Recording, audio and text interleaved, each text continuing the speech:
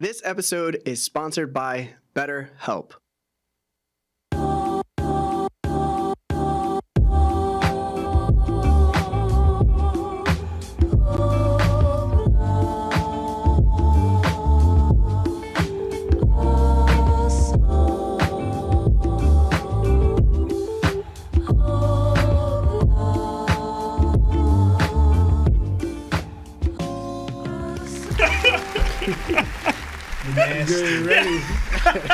Nasty. Oh man, that was funny. I'm gonna let Cotty's hair for a second. Oh man, how's it going, everybody? Welcome to that One Piece talk. As you guys can see, we are down a man. Not 5 minutes before the show started, Larry texted me and said he wasn't gonna be able to make it today.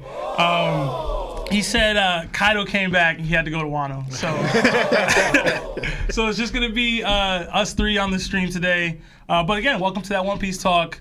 My name is Seb. Lawrence. Lionel. And this is that One Piece talk. I hope I did that well enough in Larry's absence.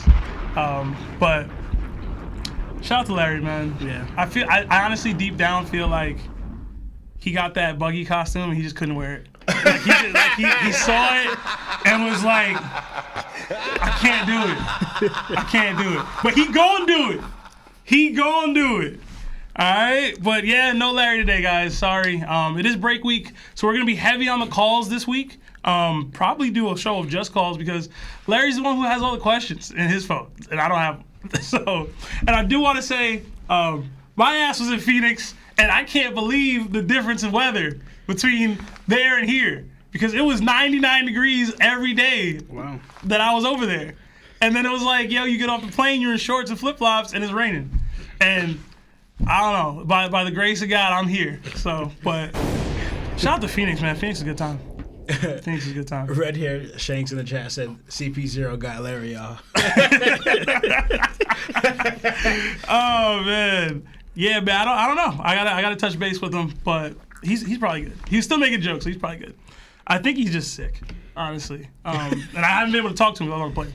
So, but I just want to shout out everybody in the chat before we start getting into all the calls. But Jose Zamudio, Peter Keenan, Ozzy Phenom, Samurai, Draven, God D Fish, Goldfish. Oh, Gold D Fish, my fault.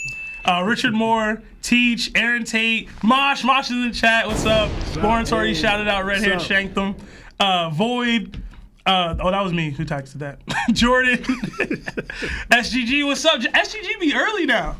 After I called him out 1,000 times. Put you on blast. Oh man. Curly Mo, Rionusuke, Kaizo Kuzoro, NerdTaku in the chat. What's up, y'all? Love see KJ, what's up, everybody? Love seeing y'all all in the chat, man.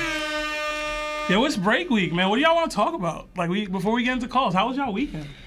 It was cool. I mean, I came from being sick, honestly. Yo, go back that way. Just take a couple. I don't need that. I got in my Larry life. sick. You next. I don't need that in my life right now, bro. I don't. I'm joking. Oh man, that Rona swinging back around, y'all. Be careful. All right. How about you, Lawrence? I was good. I'm not gonna lie, I was partying a lot. I went to a dance party, and then after that, You getting jiggy with it? mm-hmm. He's cutting up. You know what I'm saying? Cutting up. Yeah, I was learning how to dance salsa.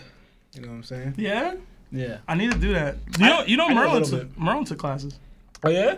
He's taking classes. It's fun. Like for anyone, I already knew a little bit, but basically nothing. But you know, I was getting down with it, and that was just Friday. So yeah, it was cool. I was chilling. I had a fire weekend, bro. I went to AZ to visit PMC.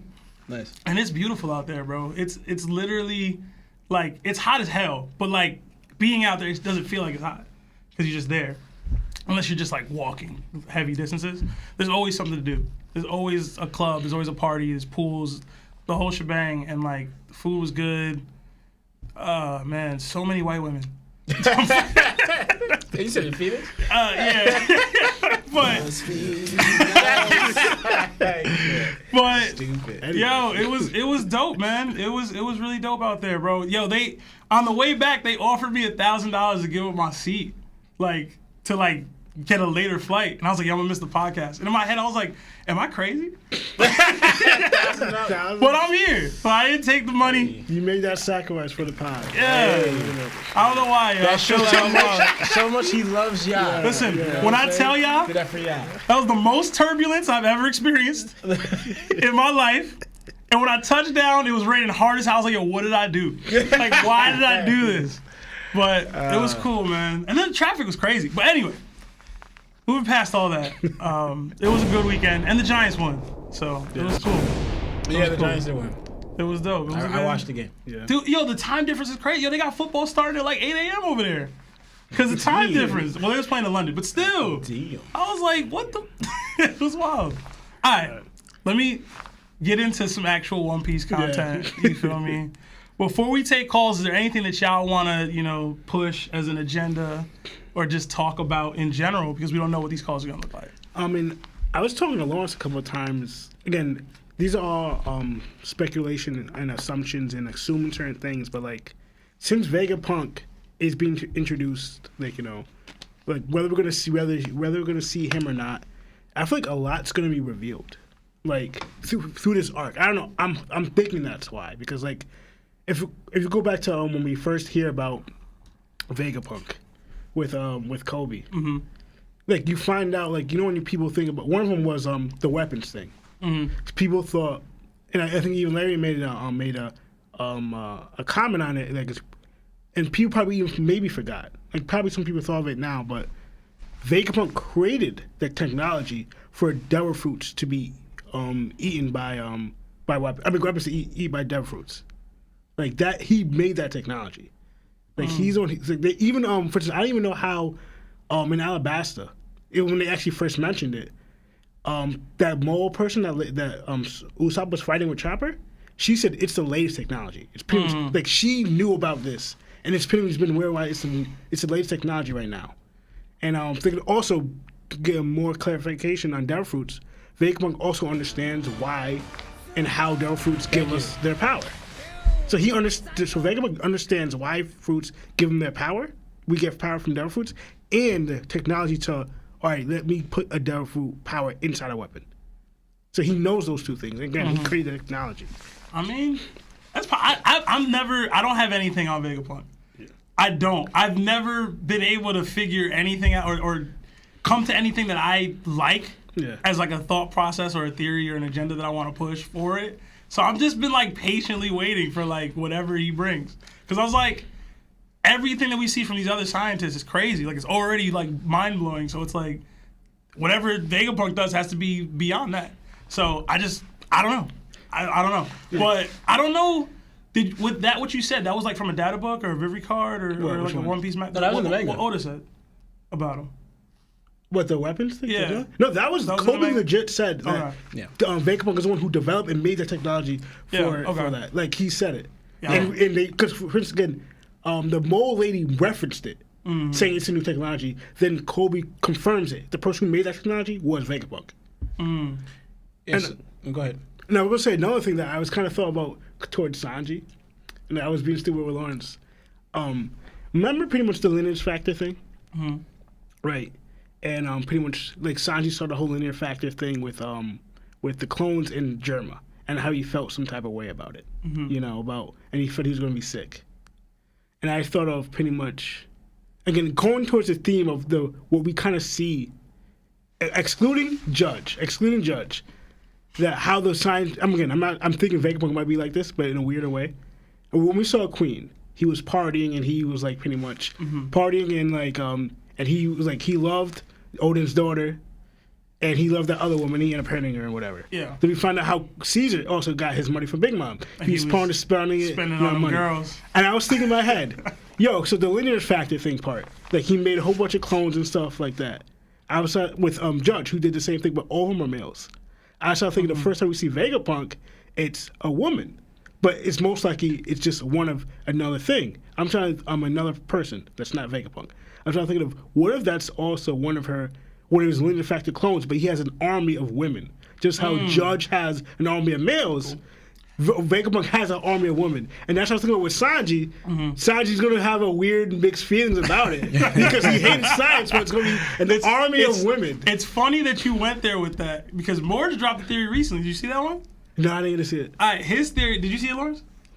I saw a title where it said that it's Sanji's mom. Yeah. That woman is a clone of Sanji's mom in her like prime or whatever. And it was all based off of the Sora comic story. And I thought it was good. I thought it was a dope theory. I don't know if I like it per se, but it was funny. It was interesting. I could see it going there.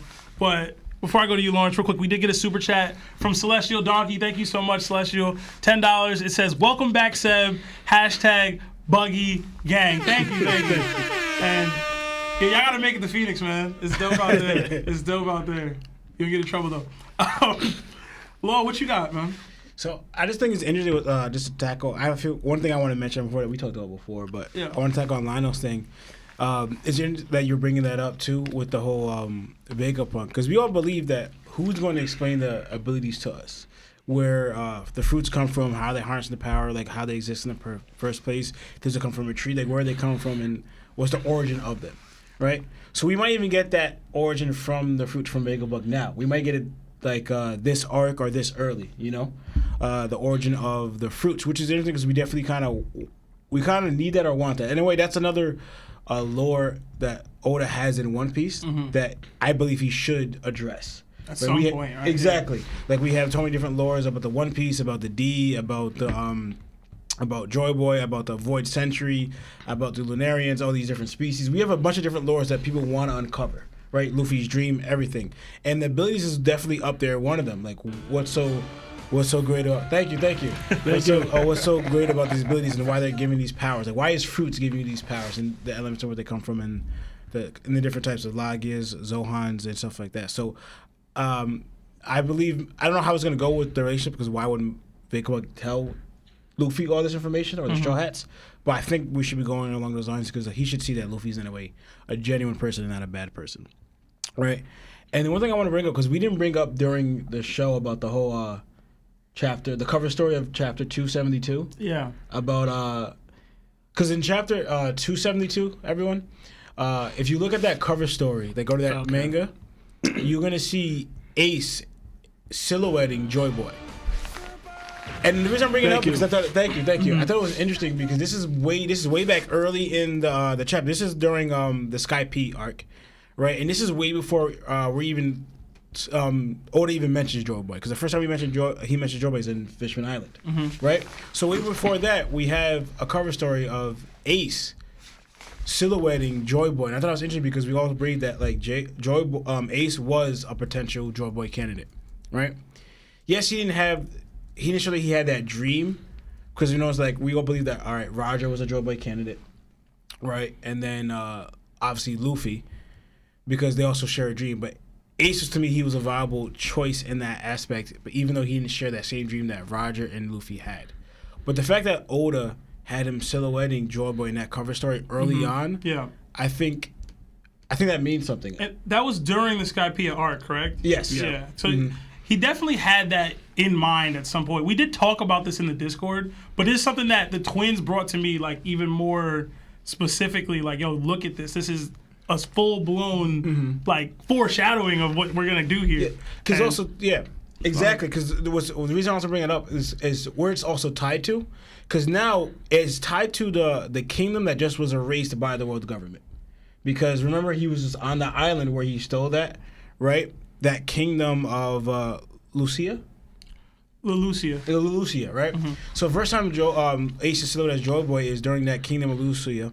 And it was also because if you continue reading that backstory, I found out another information. So Lulusia, we see that the government for some reason targeted them and erased that kingdom, but that kingdom was targeted twice. Once by Blackbeard, right, and once by who's the other? One of Blackbeard's. Pinkbeard. Oh yeah, Pinkbeard. No, it was like from random pirate.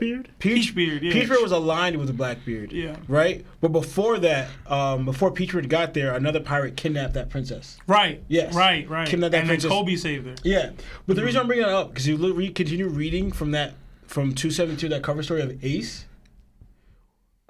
Ace, eventually he kind of like works out a favor for one of that princess there in Lucia Kingdom, right? And hands off a letter to. That's when he ends up in that G2. Yeah, where they're trying to get the milk or whatever. Yeah, he was doing a favor for that little girl or that young woman there, delivering a letter. So you think she's dead? Huh? She might be. Who? That girl. That little girl. I forgot her name. No, was she's it still Milky alive. or whatever?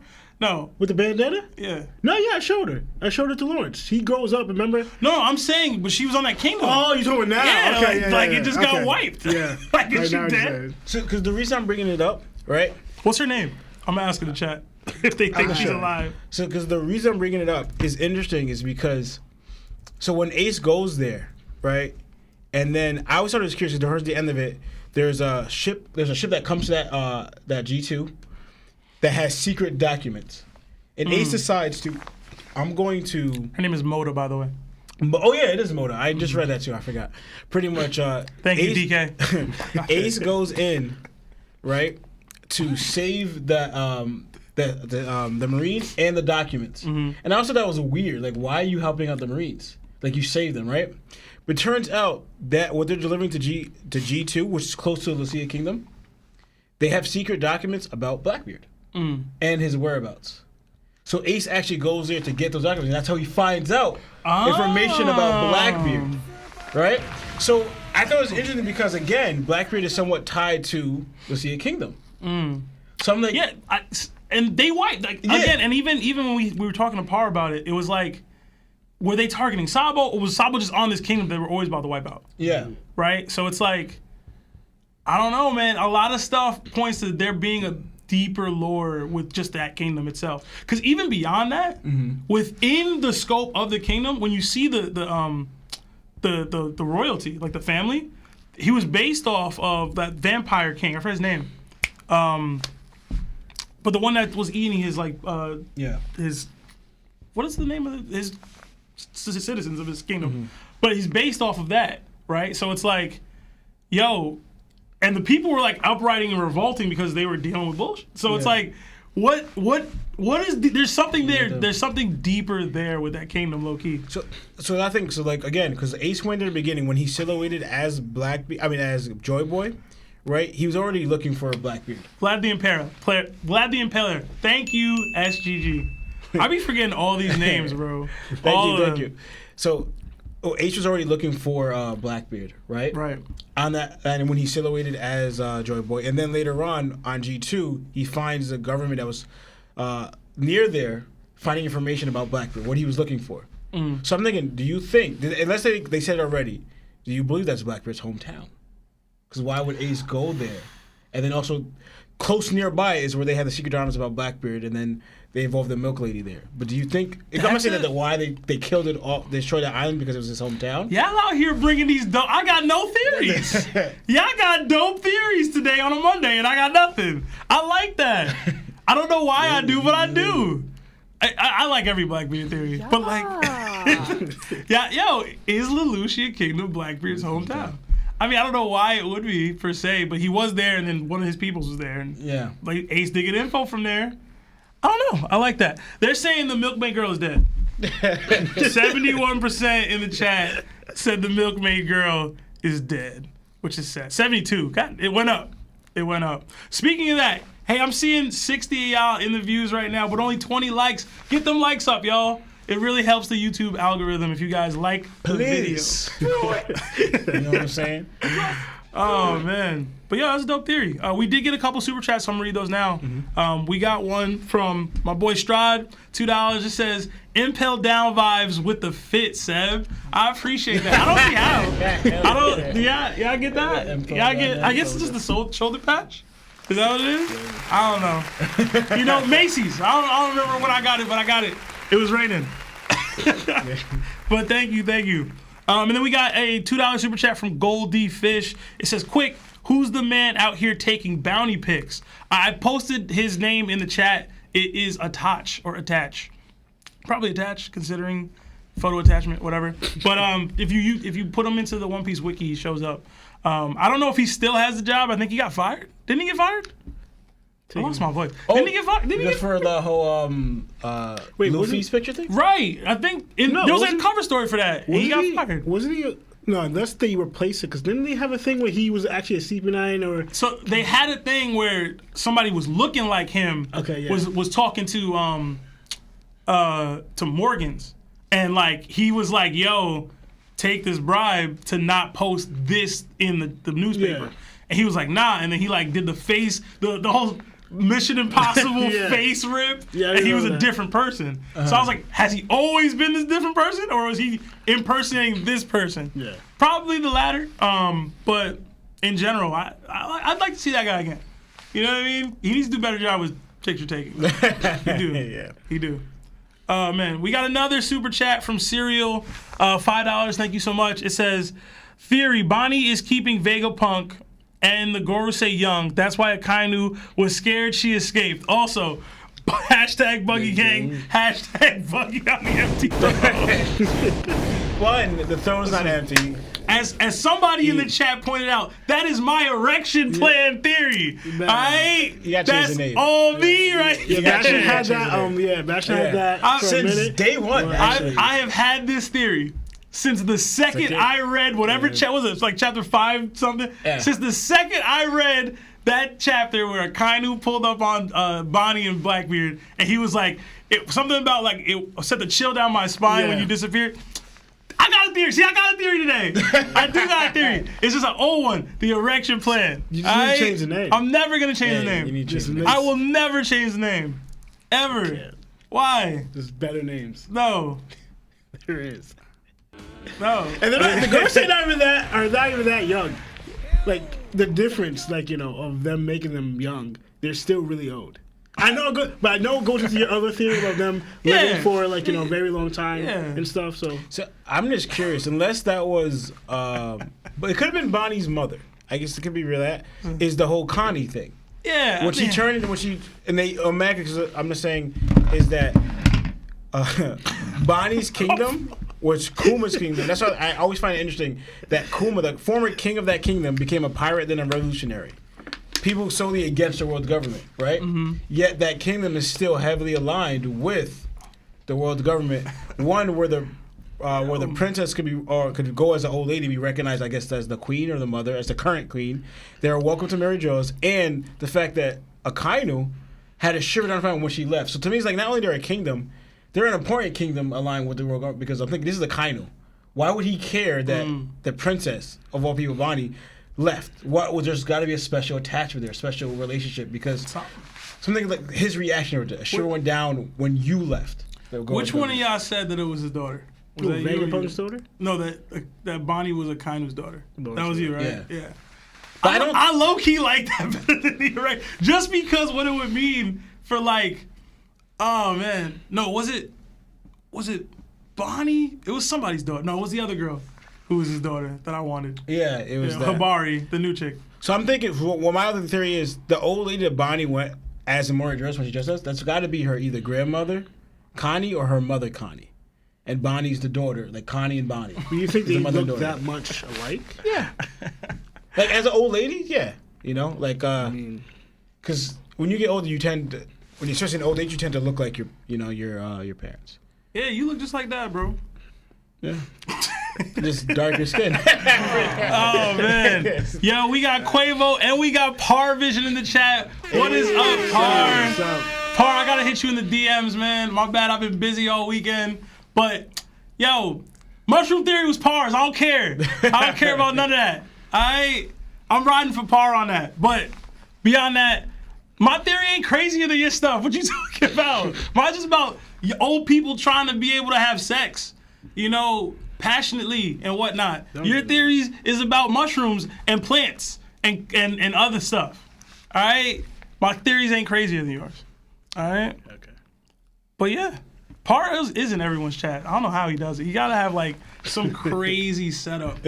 Like he got the Batman from Dark Knight, where he had everything on the screens. What was it? Yo, What was he it got called? it, bro. What was it called? That thing called? I don't know. It was fake. Oh man. But all right. I think we can start taking calls, or should we? But this is the chapter I was telling you Oh, about. hold on. 184. Yeah. When she mentions Vegapunk's technology for the first time it's referenced. Uh-huh. then the next chapter is 433. Is when Kobe. Yeah. I remember this one. I didn't remember the Miss Merry Christmas or whatever her name was. Yeah. Far said Larry called him Bruce Wayne. Oh man. But yeah, I guess we could hit the BetterHelp sponsor, and then we'll start taking calls, guys. This episode is sponsored by BetterHelp. Have you been struggling lately? Maybe you're having trouble sleeping, difficulty with a relationship, or just struggling from low self-esteem. Listen, I've been there. We've been there. If so, then today's BetterHelp wants to help you. BetterHelp offers licensed therapists who are trained to listen and help you. Talk to your therapist in a private, online environment at your own convenience. There is a broad range of expertise in BetterHelp's 20,000 plus therapist network that gives you access to help that may not be available in your area. You just fill out a questionnaire, simple as that, to help assess your specific needs. And then you get matched with a therapist in under 48 hours. Then you schedule a secure video and phone sessions. Plus, you can exchange unlimited messages and everything you share is completely confidential. I happened to sign up at one point regarding my confidence issues. Next thing you know, my confidence issues are not issues anymore. I'm doing pretty well in that area. You can request a new therapist at no additional charge anytime. Join the 2 million plus people who have taken charge of their mental health with an experienced BetterHelp therapist. Special offer goes out to all that OnePiece Talk listeners. You get 10% off your first month at betterhelp.com/TOPT. That's BetterHelp, HELP.com/TOPT. Thanks again to BetterHelp for sponsoring this episode.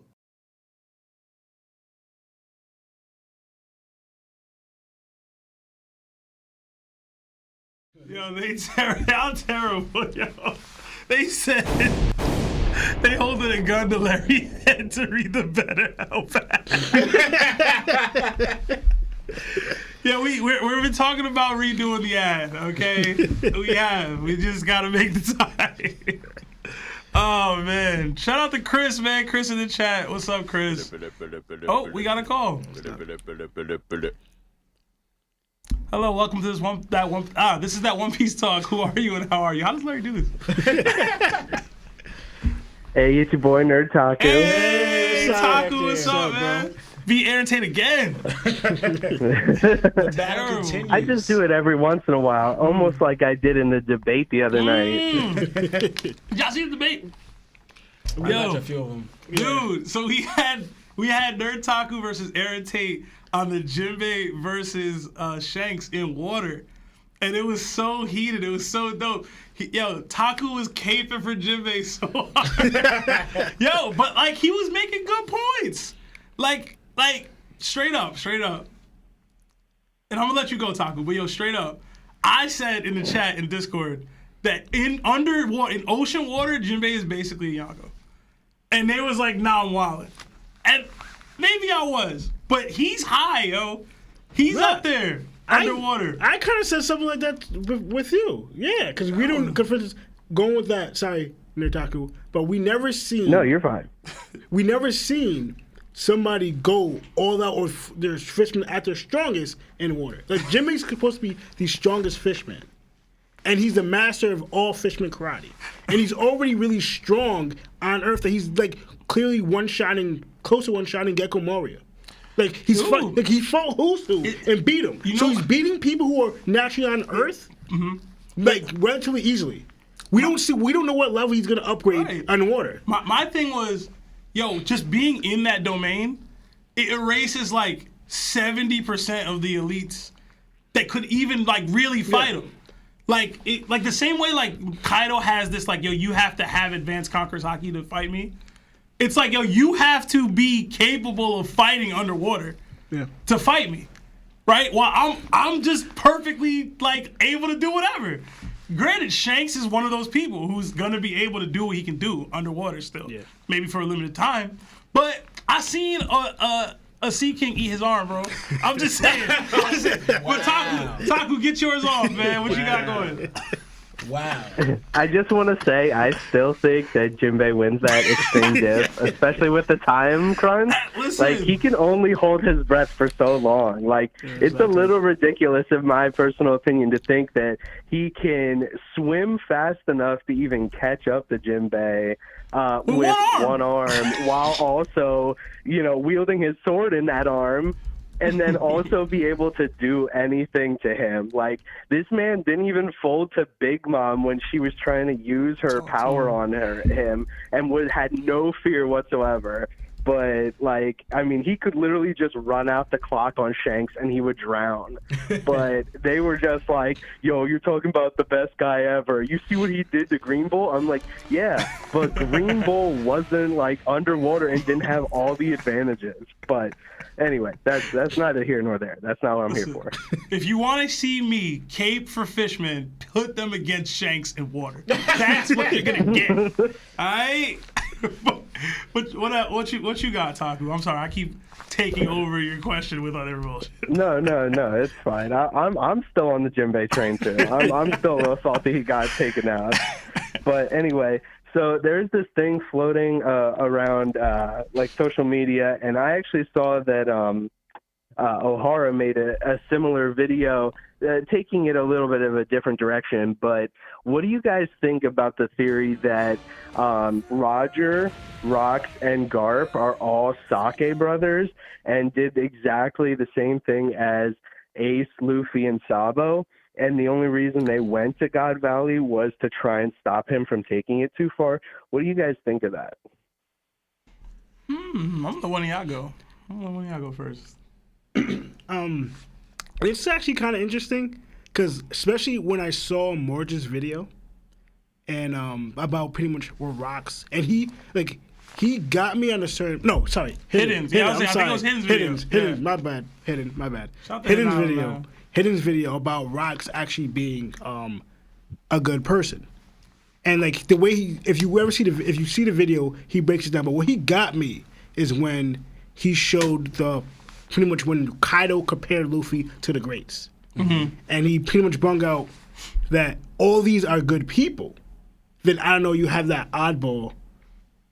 Rox is there, and he said like, why is Luffy getting compared to all these great people that I know are Rox? And to him, he said it didn't really seem like it fit. It didn't really make sense. And so you're good. If you watch the video, he did an excellent job. And that actually made me think. It gave me know about the world government. They always twist things and they lie. Like we see what they did to Roger. We see what they did to Norland. Like they can make you believe that lie. And now we don't know what the world government's telling us is true or false. We don't know. So that made me think. I always thought Rox was this bad figure that Roger had to take out, and he was evil. But then also he bung out too that Whitebeard was also under him too as well. And Whitebeard, would Whitebeard be under an evil person under an evil person as well too? So the other videos, other things he bung out, but those got to me and started thinking, Rox might be a good person, and I think, towards the One Piece standards, But that they're now thinking of them during sake cups. That might go further into thinking Rox actually might. We don't know Rox's stand or his characteristics, but he did. He was doing taboo things, and people think, that's evil. But who else is doing taboo things? Dragon in a way. He's doing a taboo thing.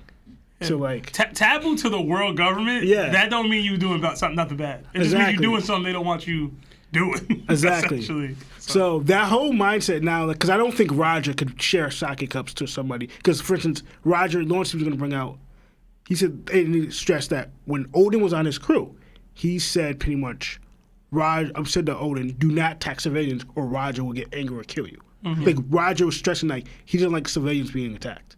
So kind of right there, in how Garp is a Marine, he has on the side of good.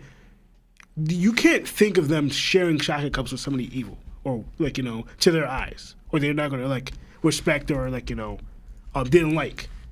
So that the fact that watching Hidden, if you told me this before, I'll be like nah. But since I watched Hidden's video, I wouldn't be surprised. Actually, I wouldn't be surprised if Rox shared in a sake cup with Garp and. Granted, I would find it difficult because why? Granted, because Garp views Roger as an enemy though. Even no, he did know. Yeah, I do know. but that could just be from heartbreak. Like maybe he wanted them to be Marines or something together. Hey, that's And true. it's I like, don't- yeah, I you don't know went that- and became a pirate and influenced all these people to do all this other stuff. So Are you talking about? Wait, you talking about when they grew up together as kids? I don't see the. I mean, Because I was thinking about as adult. how are you saying it, Taku? Saki cups as children or Saki cups as Yeah. adults? I was actually saying like they either found each other on the seas like before they formed like pirate crews, or like even as kids, just kind of like Luffy, Ace, and Sabo. Because I mean, their lives could have went vastly different directions after kind of just like Ace, Luffy, and Sabo. They all just went their own ways. So I'm thinking more like anywhere from like children to teenagers. Okay. I mean, I don't think it works as adults just because like we kind of saw what Roger was like. I don't see him doing that at that point already. But I don't know. I like it and I don't, because I would rather the Saki Cup thing be a specific Ace, Luffy, Sabo thing. Like Luffy don't gotta parallel everything Roger did. Yeah. You know what I mean? Like, you don't got to do everything Roger did. It's still his story on some level. And, like, I like that. Like, Roger didn't have a brother.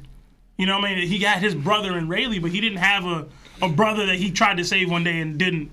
And, like, I'd rather, like, because in that case, maybe you're saying that he's going to go try to prevent Rocks from doing something crazy, which it could be interesting, but it's like that's a similar setup. You know what I mean? Where it's like, I'm going to go save my brother. It's like, yo, nah, bro. I like Roger being this asshole. Like, yo, nah, you're the best now. I'm him. I am the guy. I don't care about none of that. I'm going to go beat that guy up because I want to be looked at as the best. I like that Roger. I like my Roger to be a little bit of an asshole. I get you. You get me? I get you, but sorry, I'm gonna let Lawrence go after this.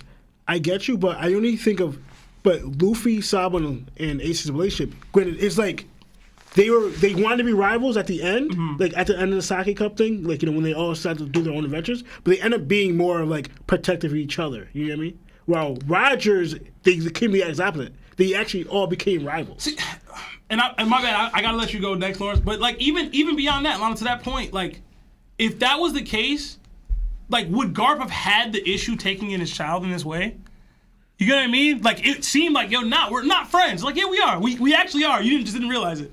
Versus we were friends and then we went these different paths. You know what I mean? Because I don't see Garp giving him the pushback that he gave him when he asked him to take Ace.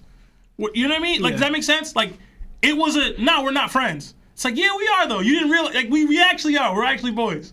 And it's like, I'm forcing this on you because I know you'll do it. Versus, we had a deep history of friendship that got tumultuous. Like, I didn't get that vibe from that scene. So, I don't know. What about you, Lo? So, I was just gonna address the whole Rocks being a good person first. It's 50-50 in the chat, by the way. So, But this, I don't know if I'm gonna tip the sides, but let's think about it this way. Rocks, potentially being having a good heart, a good person, I could kind of see a little bit. Hidden's video did a lot explaining things. I didn't catch all of it, but I watched a decent amount when Lionel was watching it. Because you bring up two things about not only comparing it with Roger and Whitebeard, like considering who was there in Odin, but also too was like remember who he had underneath him, right? Whitebeard. If he was really and truly a piece of crap, why would Whitebeard be, underneath him? And then also too, you think of like where it looked like who possibly betrayed him, Big Mom and Kaido.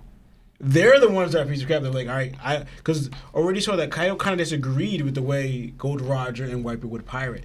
But he didn't say Rocks. Yeah, he in didn't say that Rocks. light. He did not say Rocks. He said Roger and Whitebeard have that sentimental value crap that I don't have. Yeah.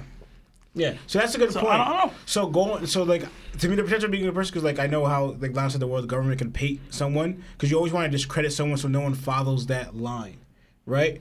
But in a way, it could be, for example, too, not necessarily bad, but like in a way, like Gold Roger, he did some. You could say he still did some grimy stuff taking on the kingdom, but it was also like his intentions were in a way how Garp even described it was pure. Rocks could have been pure in his intention, what he wanted to do, but what any means necessary to go get it. Yeah. So if you were painting him in that picture where he's like a vile guy, but he went after what he wanted and he did anything to go get it. So it could be here or there. Find out more information about Rocks. So the potential of him being good, I'm not too sure, but it's a toss up because everyone can be paying out the bad guy when you're going against someone else's dream. Like, cause like your will and your dream, what you want to go is like depending on which side you agree with, you're the bad guy, you're the good guy. Going into like them sharing sake cups, I'm telling you right now, I do not see, because one, when they became pirates or marines, right? Why would Garp it would have to be before, they would have to know each other at a young age, which they're from different like parts, not really parts of the sea, but like different areas of the sea. They would have to know each other at a young age because remember, Garp hates pirates. Yeah. If they were pirates, if Rocks and Gold Roger were pirates already, what would cause Garp to side share sake cups with the already pirate? It would have to be before that.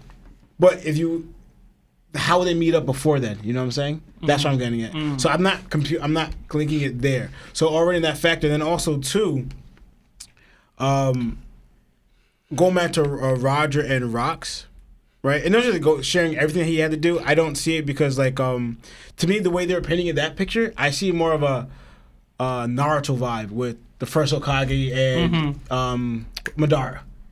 Like, you know, with the whole, and I don't really care for that. I like it more like, for example, they could have been the greatest rival, like as in, this is like a different relationship with Whitebeard and Gold Roger. That's why I put Rocks and Roger at. So they were more like on a friendly terms. But it's like, I mean, necessarily we've heard it, but now it's more of what Rocks and Roger. Now we fight to the death though. Like, yeah, we don't have this relationship where we're cool, but like we are big rivals in that aspect. Like, I'm trying to think of rival. Luffy doesn't really have rivals like that because most of his rivals around his growing up in age are more like you see with Kid and Law. It's not really like beef where they'll fight to the death. It's more like we're a friendly competition. Where Rocks is more like we're rivals and it's just like, but we don't have a friendly relationship. I'm not saying that they're mortal enemies. It doesn't have to be all that, but we don't have that friendliness. That I would clearly take your life if you came in my way. You know, that's what I see with them. And then also too, what Roger was going for, he wanted to be the greatest pirate, in fact, in name. Like, he wanted that already. And you see that Whitebeard wasn't really for that. He didn't care about being the greatest. He just wanted his family. What would be the thing they bonded over exactly to put the cups up in the first place? Where Rocks, it seemed like he wanted that. He was recruiting all these other strong pirates, and he was going after the world. So Rocks wanted to be the greatest. So in a rivalry in that aspect where Rocks and Roger would collide is because they're both seeking being the greatest in the world. So there can only be one in this aspect. We're fighting to the death, even if they're not on friendly terms, or maybe they're mortal enemies. Either way, but it comes with you can pretty much. I'm not living to be second place. Right. Roger showed that attitude. I'm not living to be anyone be better than me. Rocks probably had a similar attitude. So maybe they weren't mortal enemies. They could have been friends or whatever. But either way, it's like they're not gonna stop until one of them is dead. And there's no proof that Rocks killed. I mean, that Roger killed him. It could have been in a situation because he pushed the button on him. It could have been either way. But either way, I believe that the fact that he died did result in him losing to Roger in a weakened state or whatever. So for them being Rocks being good, I'm 50-50 with that. I could see it being that. I don't see him necessarily as evil. And for them sharing the sake cups, I don't see that because they just. I never saw any emotion that came from the Rocks thing. And also, the last thing I want to bring up with the Garp thing too, because it kind of seemed they met through pirates, like him, Roger being a pirate and Garp being a marine. Because even when he said, he goes, "You're going to be carrying the kids." He goes, "Why?" And then Garp was like, "Why would I do? Like, are you crazy? Like, what's wrong with you?" He goes, "No, I trust you like my Nakama."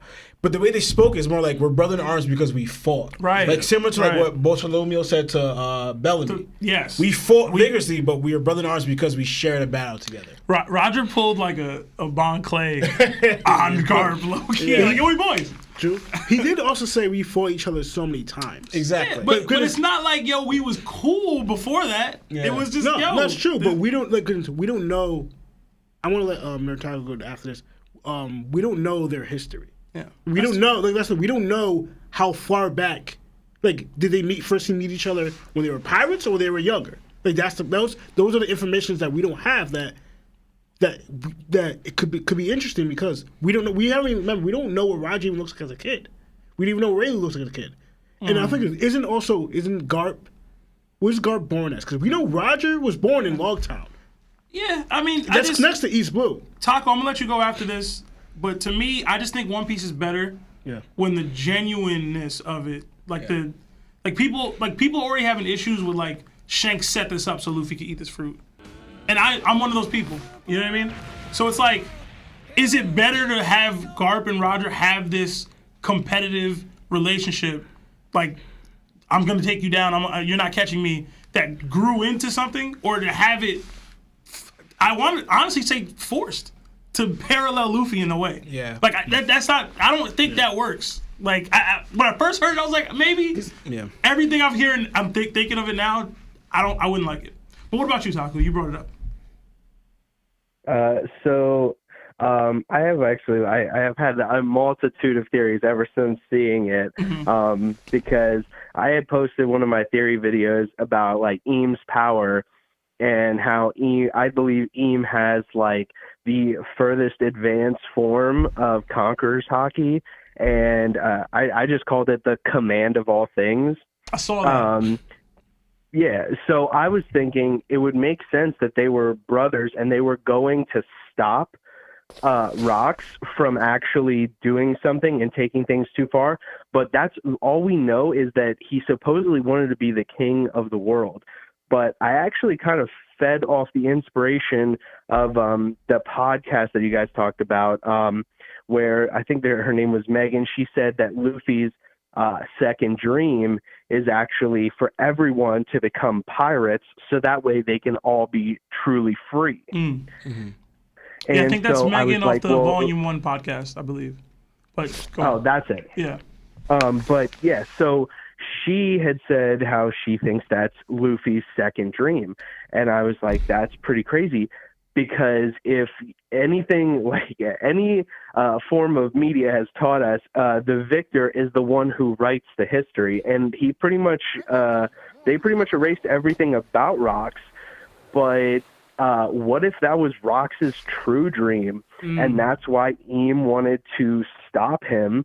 Because then that means that nobody is under Eam's thumb, and Eam can't have that. Eam has a structure, that way it maintains order in his or her liking.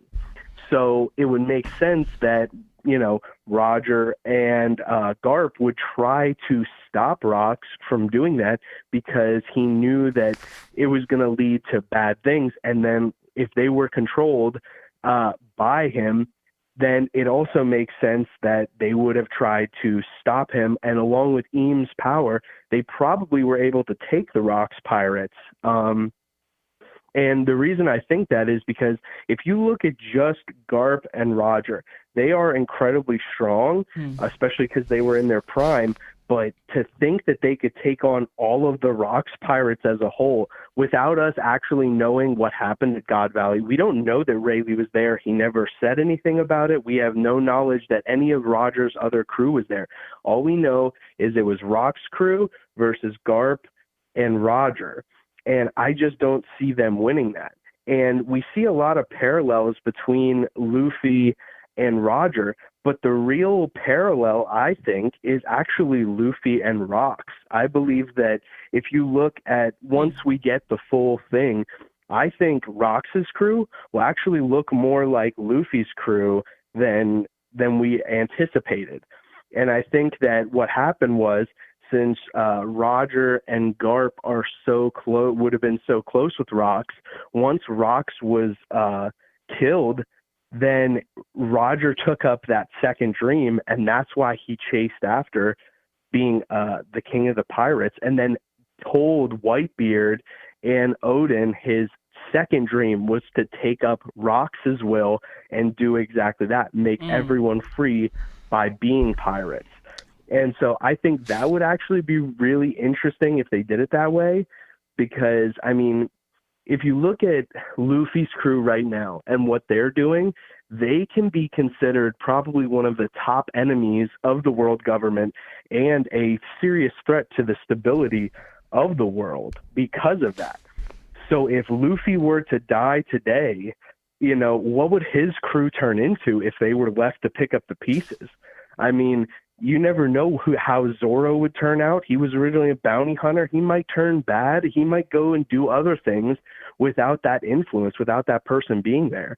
And they say, like, the Rocks crew always has infighting. But if you notice, like, Nami, Luffy or Nami, Sanji and Zoro and all them, they could be seen as having that infighting, and maybe it's just exaggerated. You know, I'm going to have to let you go here, right? But I do have some questions about this, and I'm going to have to hit you in Discord, all right? Good. All right. To think on it before I get to it later, who would be the Rock's equivalents on the Straw Hats? But Taku, we gotta let you go. We gotta take another call. But that was a really great question. It got me really thinking. I really appreciate it, man. Yeah, of course, anytime. Yeah, man. Thank you, NerdTaku. Thank you. All right, you guys have a good night. Yeah. You too. Hey, Mar, before I get into the other calls, let me read off a couple super chats.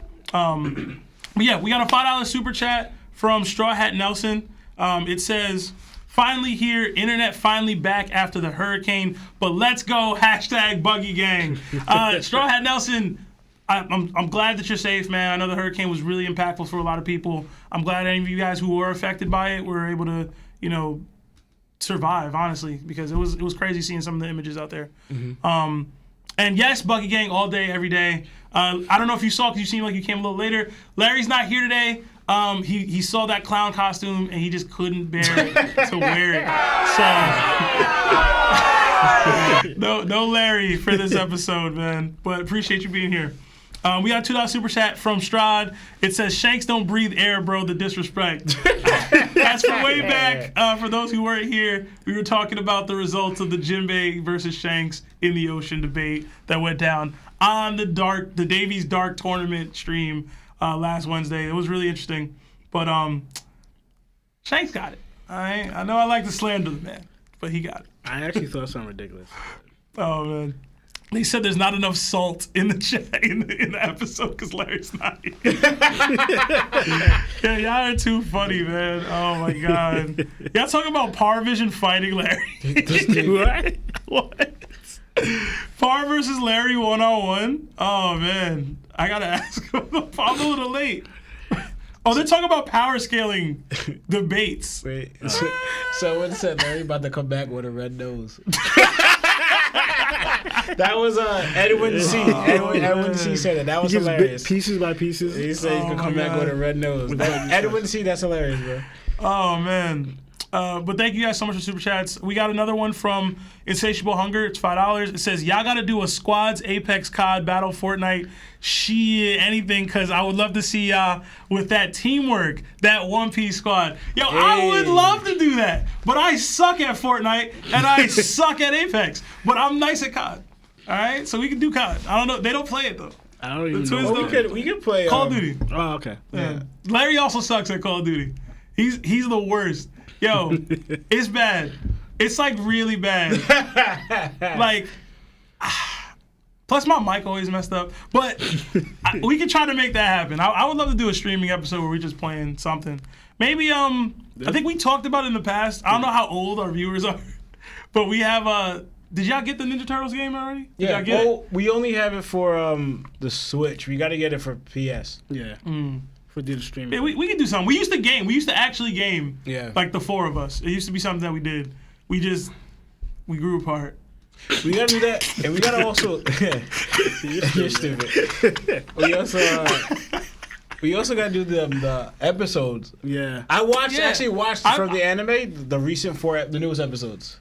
How'd you like it? Honestly, I like it a lot. I'm not gonna lie. I liked how they did when Luffy lost to Kaido and fell off. Yeah, that was dope. It was pretty fire. He didn't even realize. He was just. I got too serious. He was like, damn. Yeah. Stupid me, I did. It was really well done. Yeah. It was well done. But yeah, thank you so much, Insatiable. We got another $5 super chat from Richard Moore. It says, if y'all had to take other works of fiction, TV shows, other anime and movies, what characters do you think would have Conqueror's Haki? Oh man. I think we should each do one. At least one. Right? Okay. Which I gotta go first? I gotta think. Kratos. Hell yeah. He's gonna not even listen. He picked my one. Yes. Yes. He picked my Kratos would definitely have Conqueror's Haki. I'm trying to think of a TV show. He picked my kid. That's why I want to go first. You know, he looked at me, Lawrence. No. I'm just saying. Hey man, you're not first, you're last. What about you? Lionel. I'm gonna do an easy one because he basically showed it already. Who? Takamura from Hajime no Ippo, for sure. Yeah. I want to do a TV show though, so go ahead. I'm trying to think of somebody on the wire that had it. I think what? Omar or Marlo? Who would Marv said Omar from the wire. Yeah, Omar was unstoppable, man. He was an undominable like force when he was going. What about you, Lionel? Who's your one that got one? You said real life, or it could be any. It said works of fiction because I was totally I would have went Kobe. I was surprised you choose. No, someone said in the chat, Kevin Selena said, Ezio. Ezio Auditore? Yo, Assassin's Creed? Yeah. All-time year. Listen, I think Ezio was a better character. Me and Lush used to debate about this all the time. Ezio was a better character, and he's a better assassin. But Altair, man. But Altair is probably more likely to have it than Ezio. Ezio was easily swayed by women and other things. A lot of you gotta pick your one, bro. I took two. Come on. I'm saying. Okay. I would say Boo Cisco from. They don't know who that is, man. What? They don't know who that is. Yo, there's like one person here who could possibly know who that is. Yo, Traverse, Basuko, bro. All right, fine. Shout out to you. This is bad. You could have went Bleach. You could have. I'll give this one because we actually had a big giant debate of it. Batman.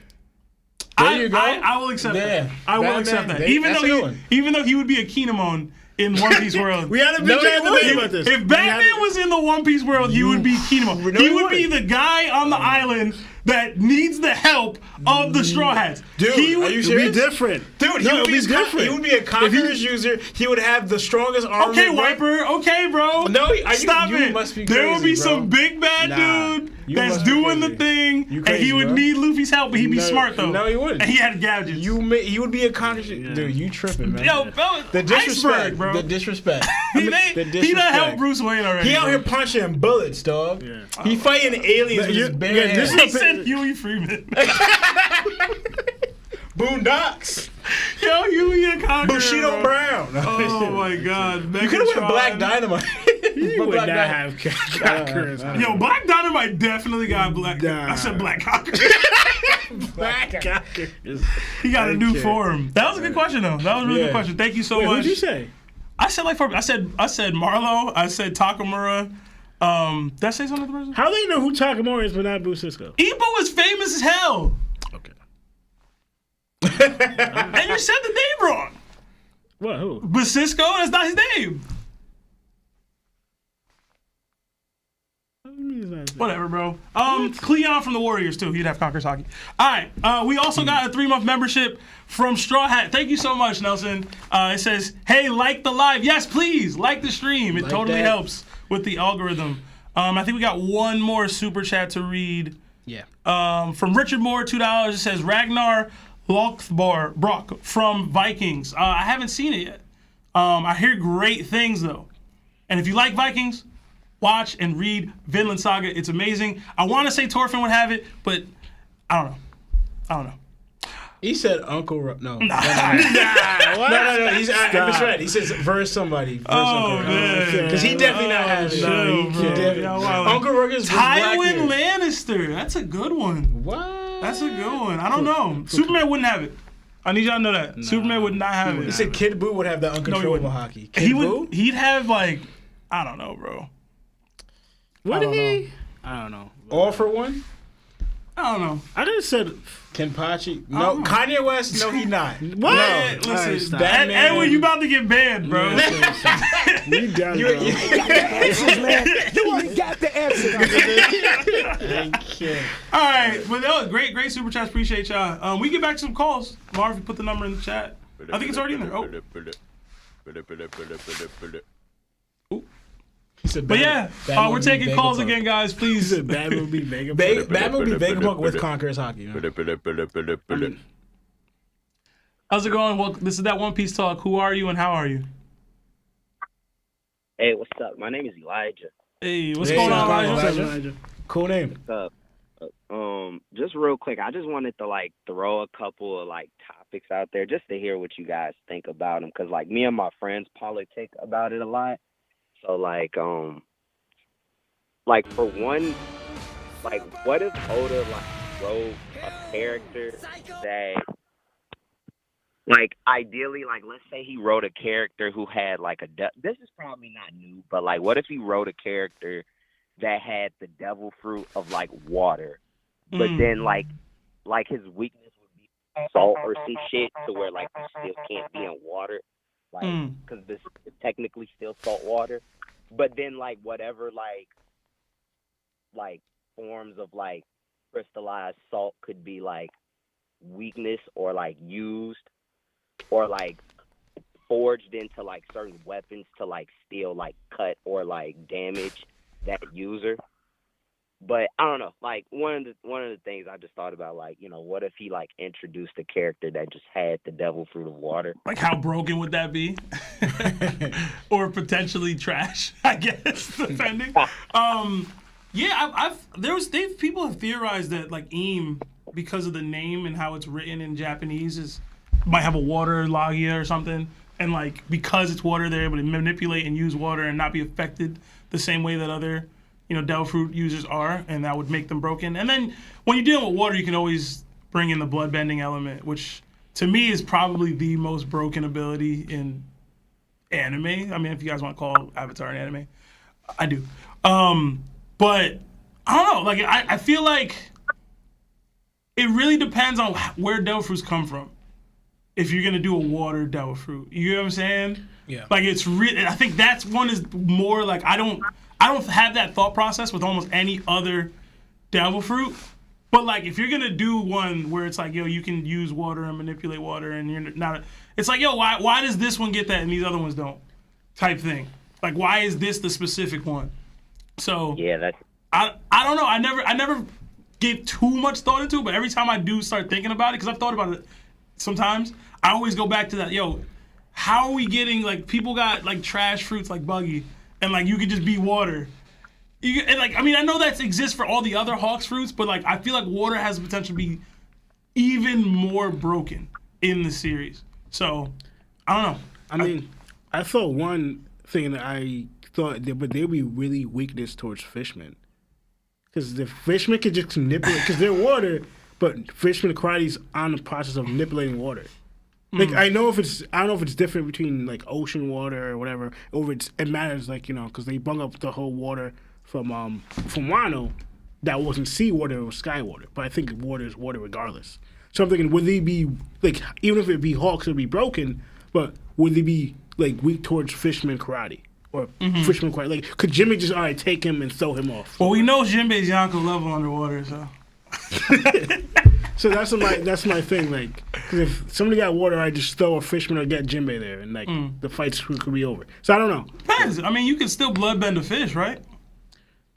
I mean, You get what I mean? but Like he that's could, how but they you could control get. water too. Like, for instance, the same thing with like, for instance, like, Ace. But we find out Kinemon, he can cut fire. So like, or like for instance, or the Germas, they're fire resistant stuff.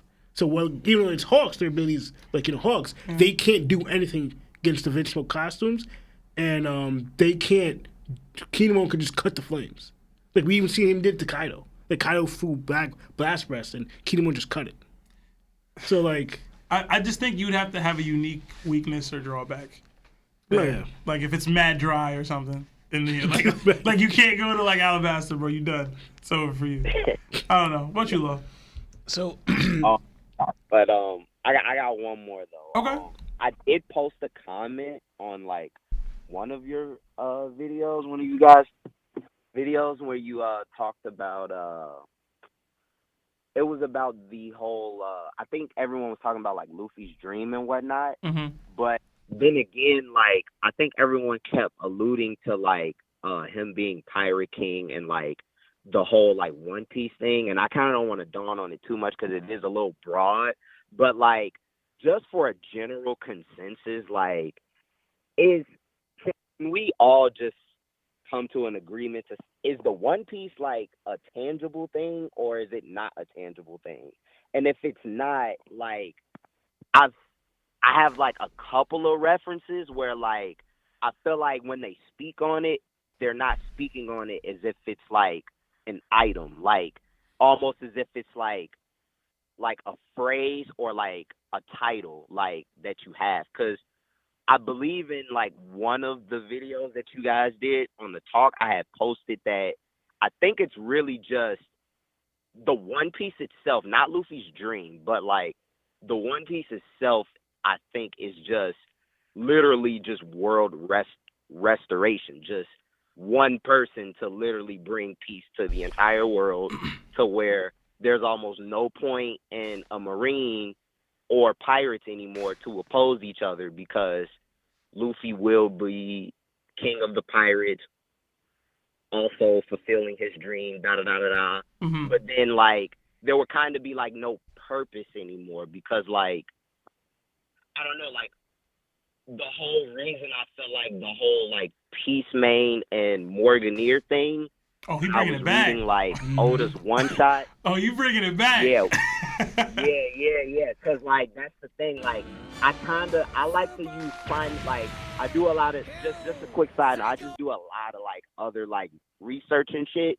Sorry, not to really curse, but, You good? like, long story short, like, I went to that as a primary source because I feel like at the end of the day, the artist will still draw from that primary source to just make the story better in the long run. Mm-hmm. And in that iteration, there was no Roger, there was no One Piece. It was really just Luffy being on an adventure.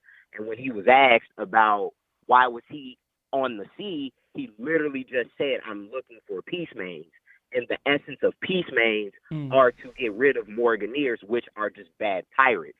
But bad pirates in the One Piece world are just bad people. But it's just like, to Luffy, it's like, it's freedom. And to a lot of other people, pirates have a lot of freedom. So it's like these people that are being enslaved or being opposed or whatever just probably turned out to be pirates, to where we have good pirates and bad pirates, which are your peace mains, Morganeers. Mm-hmm. But I really think it's just world restoration once it all comes down to it. Okay. I have a lot of thoughts that go with what you're saying, and I don't have the time to break it all down. But I will say this, to me, based off what Rayleigh said and Roger's reaction to the One Piece, there's a piece of it that's tangible, but a lot of it is also your interpretation of whatever you're seeing there. So it might just, if it's a story, if it's lore, if it's, these are the things you need to do, like a direction or map or whatever it is to get to you to the next thing or to bring out whatever the next thing is. I think there's a tangibility to it that you do have to reach and read or discover it, right? And then it's whatever impact that moment has on you and where you fit in the world and in the grand scheme is how you're going to interpret it. So this is something I always bring up when I tell people to watch The Wire. Like, the name of the series is also, like, it's deeper than just the wiretaps that they do on the show. It's the wire that connects all the threads of wire that connect all the people in the series, all the institutions and the infrastructure of the world, of the society of that city. I believe Oda's the type of author that the One Piece does have that duality in name, where it's the One Piece where maybe it's one piece where you've won peace, where you've literally physically won peace. Like you're saying, I'm trying to get peace mains versus Morganeers. Or it's the One Piece, it's all in one. Or it's like, I believe there will be that interpretation aspect, not just for Luffy, not just for the Straw Hats, but for us as well, potentially. So, obviously, we're going to see how they react to it, but I just think it has to be tangible in some way, but it's also got to be something that can be taken with you in your mind, kind of thing. If that I don't know if I'm explaining it well enough, but No, you are. Yeah. I like that, though. Keep it in probability, because we're just still reading at the end of the day, so we really don't. Right. Yeah. What y'all got on that? So, I like you said that's interesting, too. You good? Okay. So, but I also think of like Sebastian said, it is tangible and it is actually a real treasure. That's part of it. But also too, there's something that you, like you said, the reaction that you have your own interpretation. Because also what was revealed during when you find the last island, Laugh Tale, that Roger named, is you learn the Void Century. You learn what happened, right? So I kind of also believe that part of it is, remember, because what the world government did. There was a giant war that took place, and they're trying to cover it all up and they're hiding it. But for some reason, the last island, the information is there. Once you decipher, when you grab all the pieces of the rope poneglyphs together, it completes the story, right? So it could be, too, One Piece could be a part of it, is restoring back to what the world government took away from everybody, right? Not only just knowledge, but peace of mind. But whatever that war happened back then, right, that the world government is suppressing, is trying to hide, and now they're in power. I believe the One Piece part of the great treasure, because even the cremate Luffy's dream or Roger's dream, you need a great power or influence to do it, right? So I believe part of it is to restoring back what the world government took away or repressed or hid, because also too, Roger even said two things, that he was too early, right? And also too, I like how, because even when Roger found it, he said he wished he'd been born in Joe Boy's time, right? Not saying I wish I was late, I came a little later fully. So he's kind of like he wished both times he said two things. Roger said he wished he was born in Joe Boy's time, and also he wished that he would be the one to fulfill it, you know? So right here believes that fulfilling it, and also because Joe Boy was during the 800 years, probably before the Void Century, whatever war that took place, Joy Boy and his people or whatever, anyway, they lost. So what they wanted to do wasn't fulfilled. So you could be like, baby Joy Boy's dream was already being kept, but the one is the new Joy Boy is going to like further that or complete or reunite that dream back to what it was. So I think that part of that dream of the Joy Boys share, as in Roger, Luffy, the candidates, is to restore what the world government took away from, not only, I believe, took away from the world. So that's what Luffy's dream is, to restore that, what the world government took away.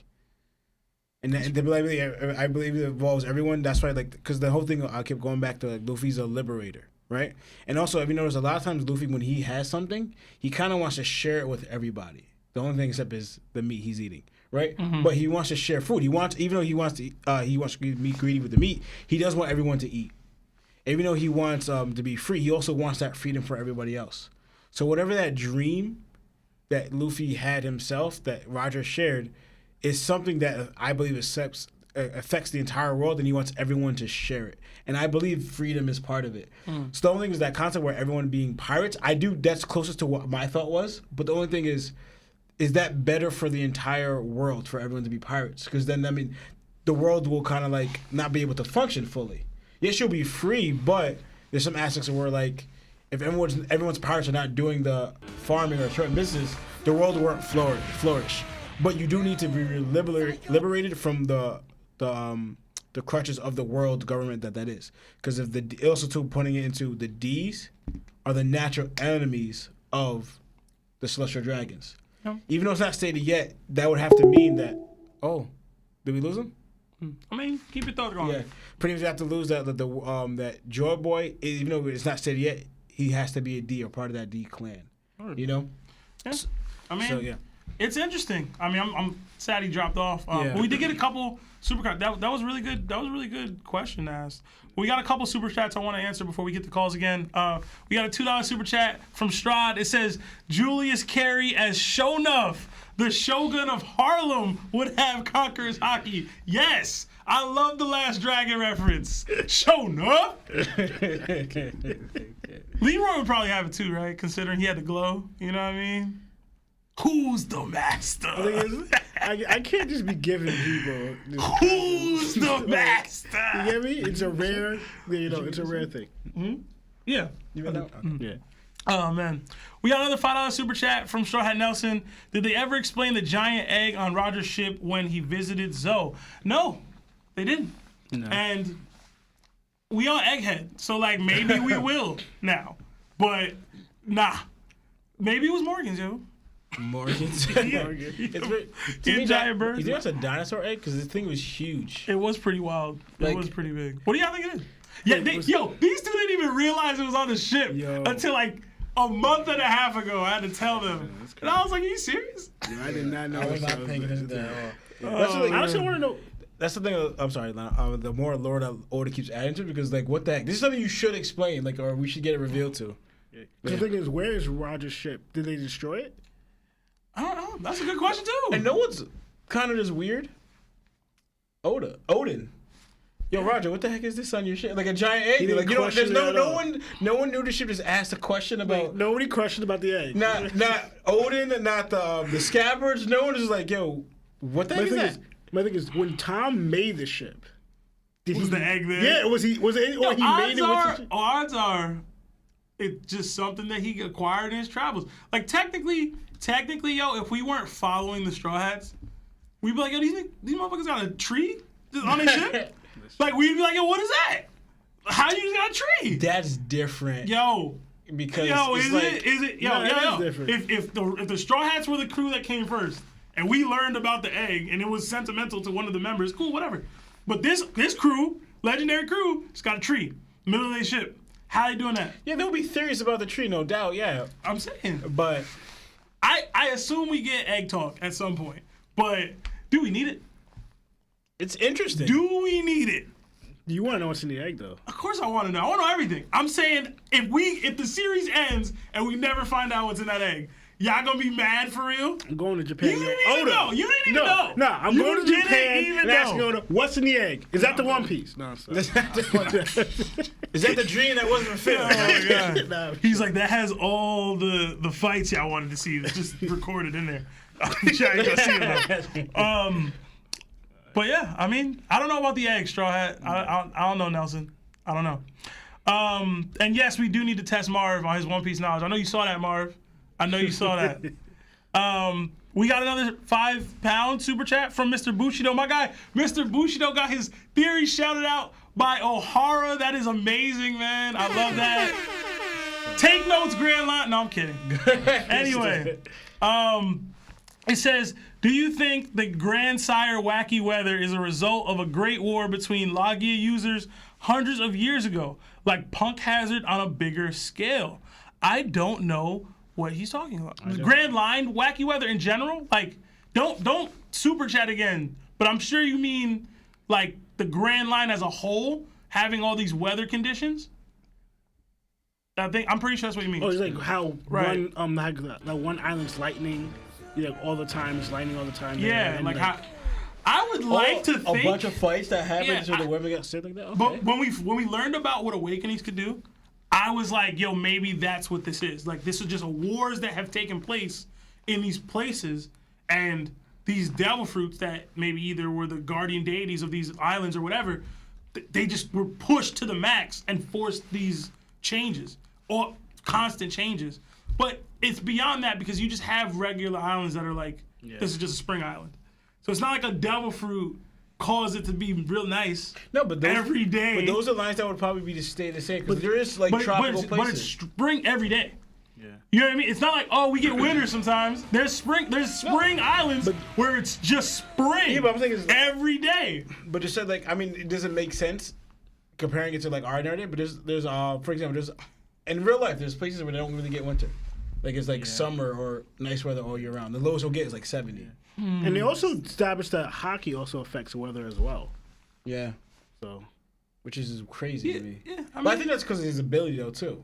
Because like Ace, they said his hockey was the one that stopped when it was snowing. So I think that's twofold, because in just your history, like your ambition is supposed to bring the storm or change. Yeah. Like you're supposed to have control of the weather. Like that's something that the Monkey King had. That's a thing, right? So I don't know if that's like Oda just paying a reference or nod to that, or if it's like how they changed the weathers of the lands in the past. I think it's possible for some. I just don't think all the islands that have weird weather situations are a result of devil fruit users fighting, or even just hockey users fighting. I think some of them were just weird. Like it's One Piece. Odds are stuff was weird in general to start, and it just has gotten progressively weirder. Yeah. But that's a great question too. We got some good questions today. Yeah. We got a $5 super chat from Avery. It says, who do you think will provide the best service moving forward in One Piece? Morgans or Buggy? Buggy could be Fox News out here. Oh, man. I don't want to see. I know I came for Buggy a lot, but Morgan's really out here. Like defying the world government, saying the news he wants to like he said a man a Yonko, he a Yonko now. You get what I'm saying? Like Morgan's did that. For Luffy too. Yeah. He said, yo, Fifth Emperor. And people's like, yo, Fifth Emperor Luffy. Yeah. Like, he's like that. And he's not scared of putting out the information that he wants. He already has the network. Yeah. I think low-key, if you get into a news battle with Morgans, you're basically fighting a Yonko. Because he can get you shut down, probably. Yeah. Granted, you got Mihawk and stuff backing you now, but Mihawk don't care about Buggy. Yeah, he's not gonna so it's like... Morgans should take that. As much as I love Buggy, I know y'all rarely hear me slander Buggy or root against him. I don't think he can get into a battle with Morgans and win, bro. You don't fight wars with people that buy ink for newspapers by the barrel, bro. Yeah. Buggy would be a newbie in that. Yeah, and also too. Sorry, Lionel. I just want to say real quick that even Buggy's can be influenced by his own Nakama, where you won't really get the truth. Or like even him, he's gonna show that where Morgan was putting out kind of like what Luffy really looked like and stuff like that. Yeah. So Fox News Buggy was hard though. That's funny as hell. Just saying lies. But I was also thinking of the connections, like overall, like the world government and or the Marines have dealings with Morgs, and they have a last cash flow of money or currency that can give Morgs, so he's benefiting from the world government's profit. Buggy, we just seen he got bankrupt. Like he owed Crocodile money, can't even pay that. Yeah.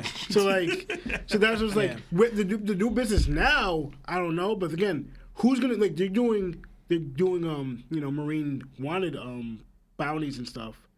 Who's gonna pay that though? Yeah. For instance, who's catching the Marines? All right, where's my money? Yeah. And he was like, oh, we don't got it. What do you mean? Like if you bring it to the to the world government, they're gonna give you that money or give you something else. You know, like they could give you the currency that you want.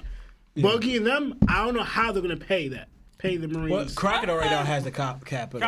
Listen, they got Mihawk and Crocodile. They can get the money. Yeah, they can get the money.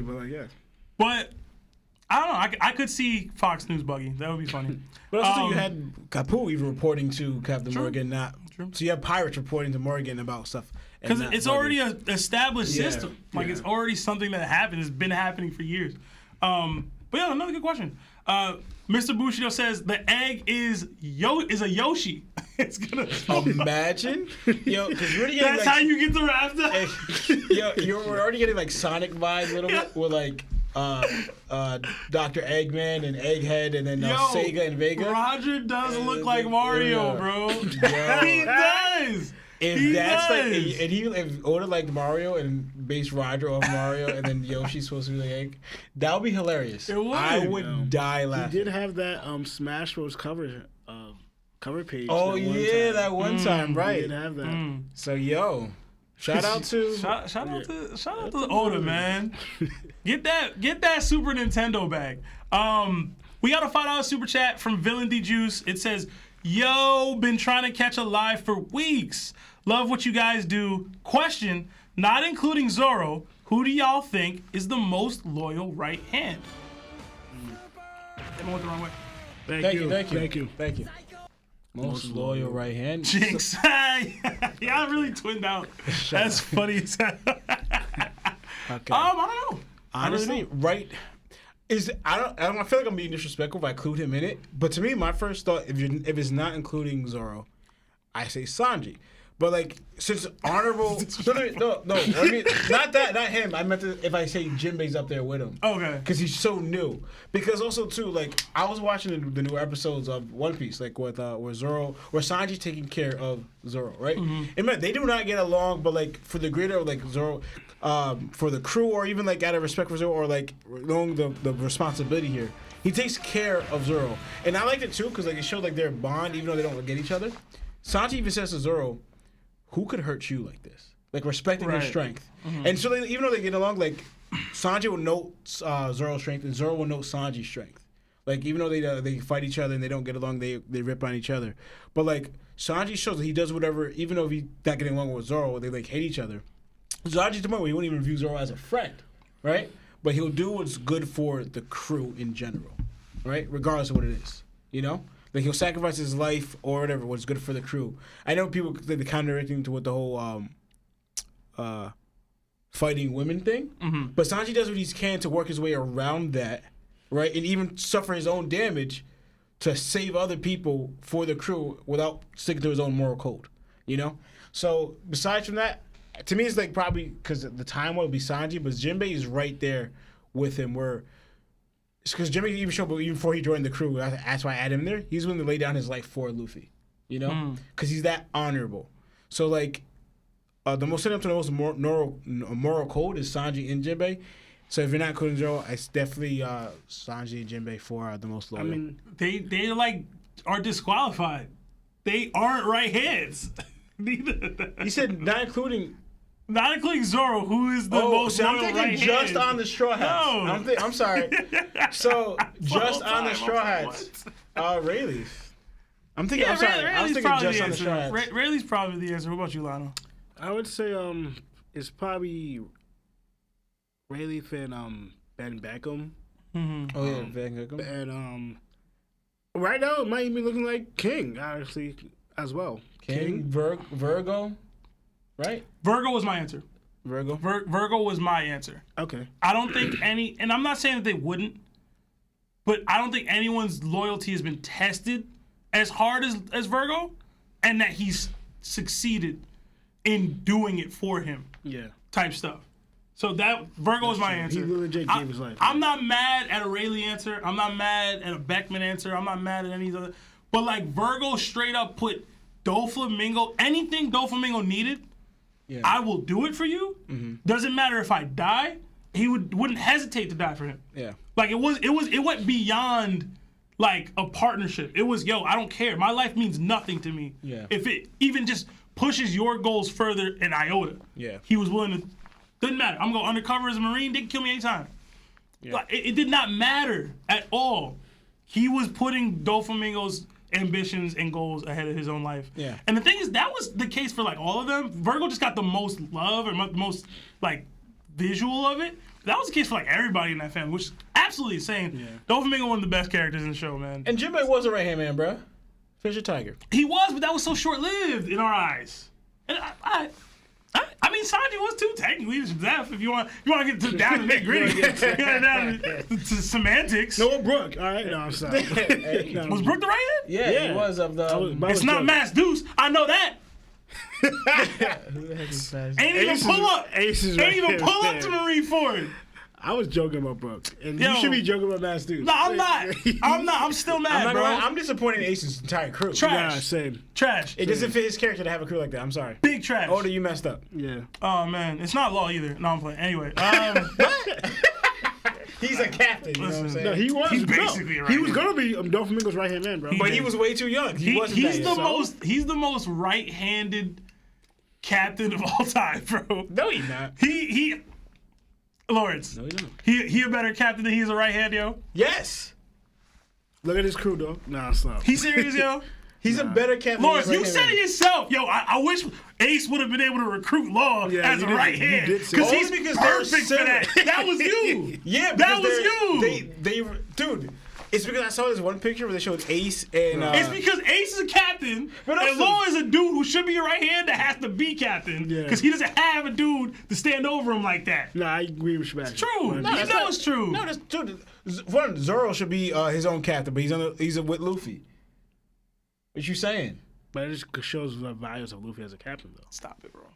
Anyway, thank you for the. We got super like, chat. yeah. We got on a tangent. Oh man, but thank you for the super chat. We got a $20 super chat from Joy Boy Mark. Mark the man, always coming through, man. It says, "Hey, how we doing, guys? A bit off topic, but do you think Zoro would have awakened Conquerors and Coding in the King fight if he had Shishui?" So technically, he awakened them in the Kaido fight, right? So like, Yeah. it would be, would he have awakened it on the rooftop? And Yeah, I want to say yes, I think so. because Zoro's the type to clutch it out if you're pushed, and in that moment he was being he would have been pushed even more so than he was. Yeah. You know what I mean? Like, I know a lot of people say stuff about Emma carrying and all that, but like the way Emma worked was Zoro needed to be of a certain caliber to even handle it, and it was pushing Zoro to be who he's supposed to be. So is Shishri going to do that in the moment? Maybe not. But either way, once you're pushed, and these are the things you need to do to unlock, to compete, Zoro's the type of character that he's going to do that.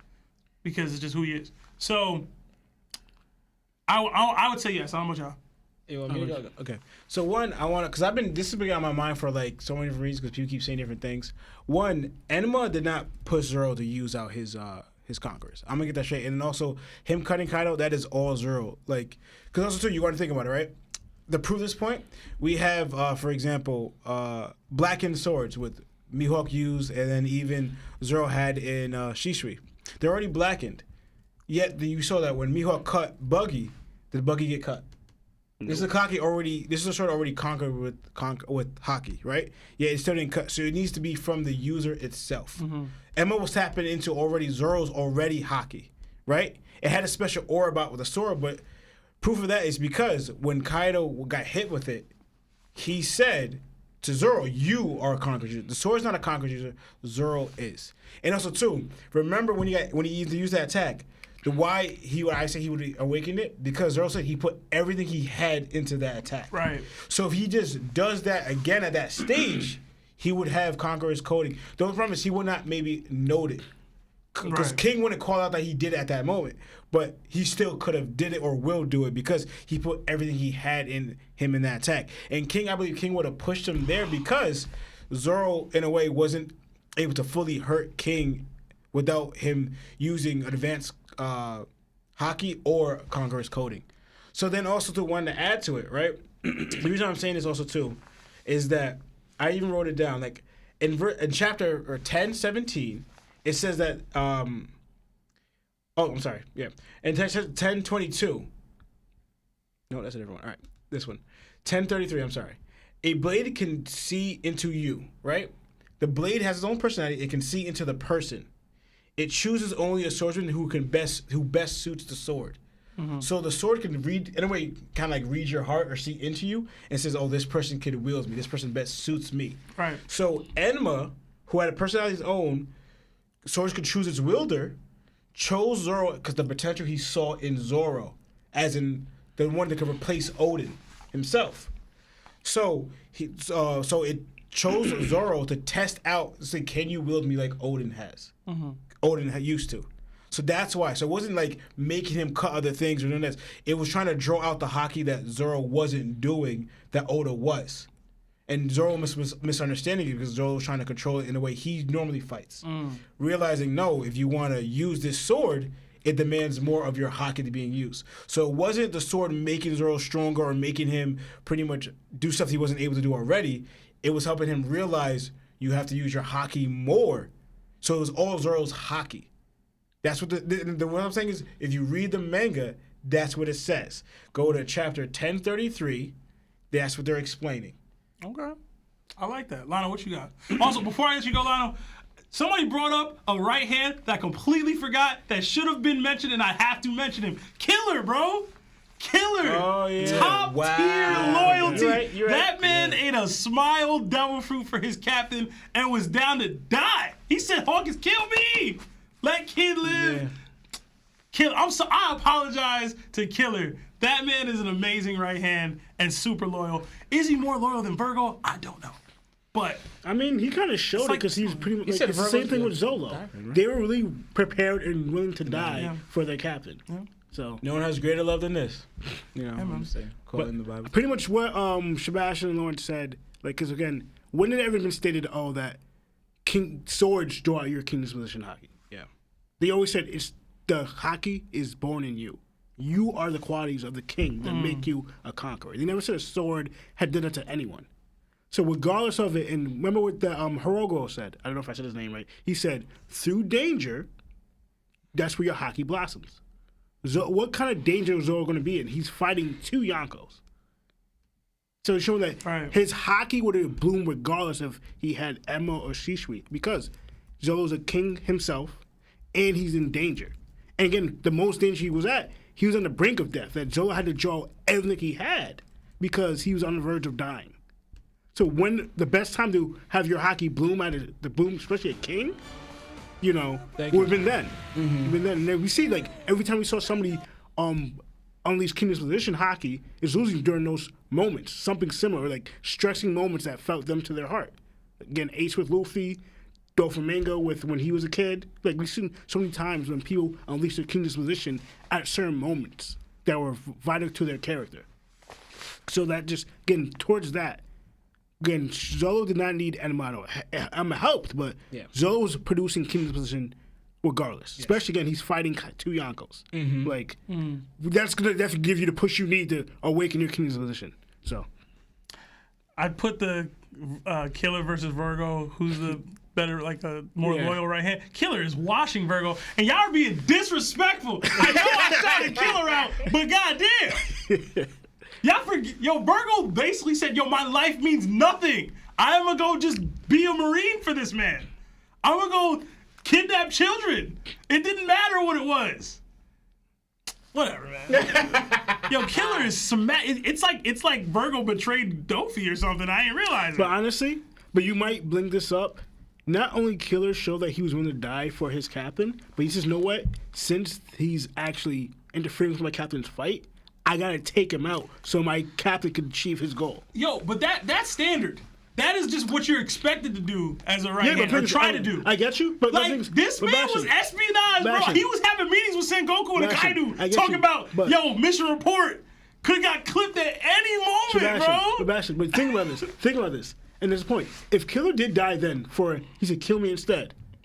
Hawkins could still continue to do the same thing he did. He could, but he just had no options.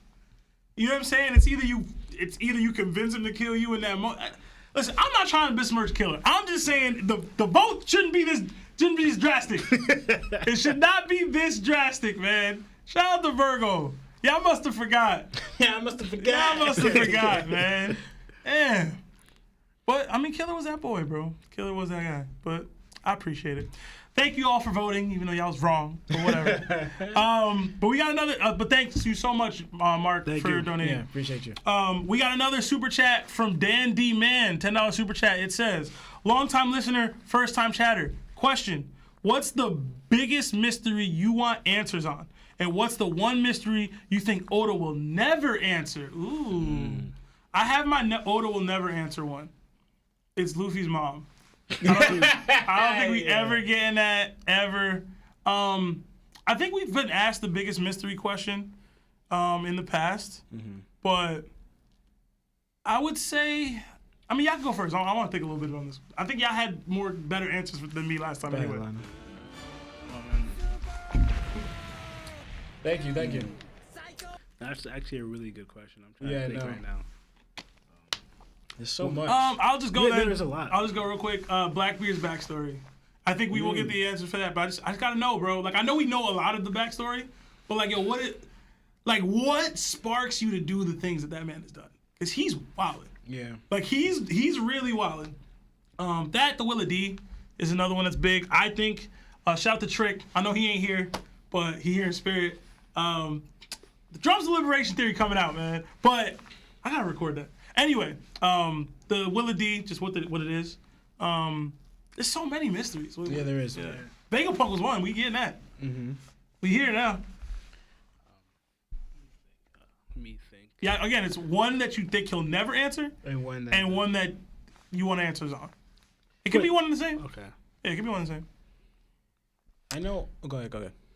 I was about to make a joke with that egg, but nah. I was saying the same thing, man. Egg, It could be the egg, bro. It could be.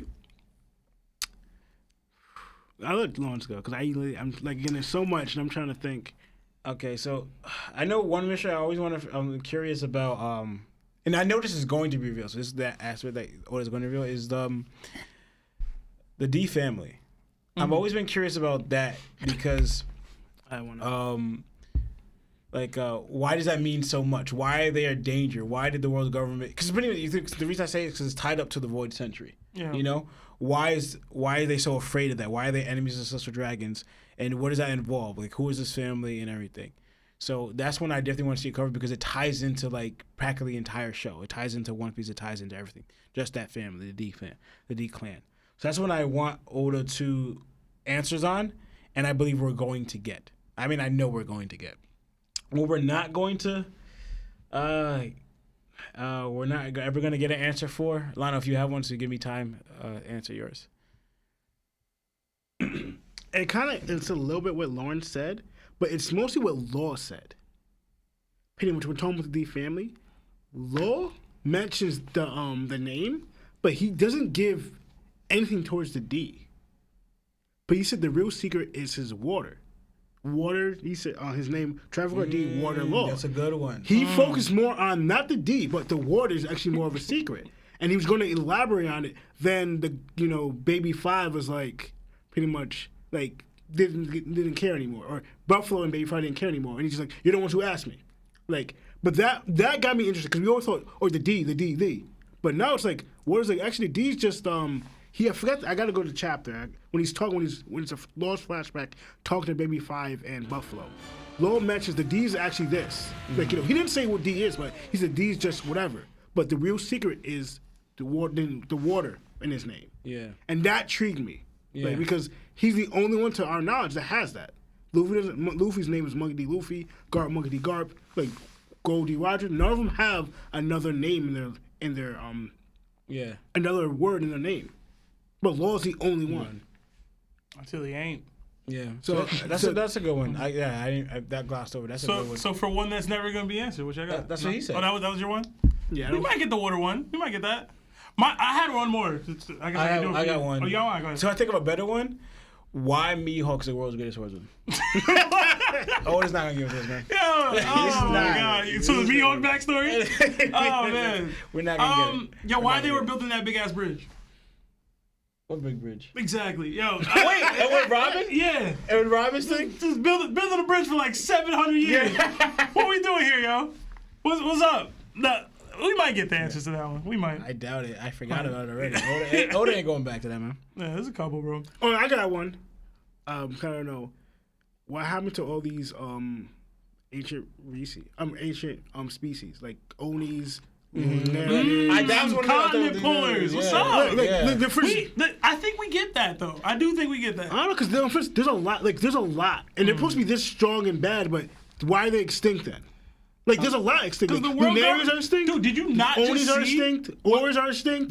Did you not just see what Eam just did? That's true. Like if you can do that, there's no how people getting extinct out here, Lionel. But there's a lot of races though that are extinct. Like for instance, going by Big Mom's big dream of uniting all the creatures together and races together.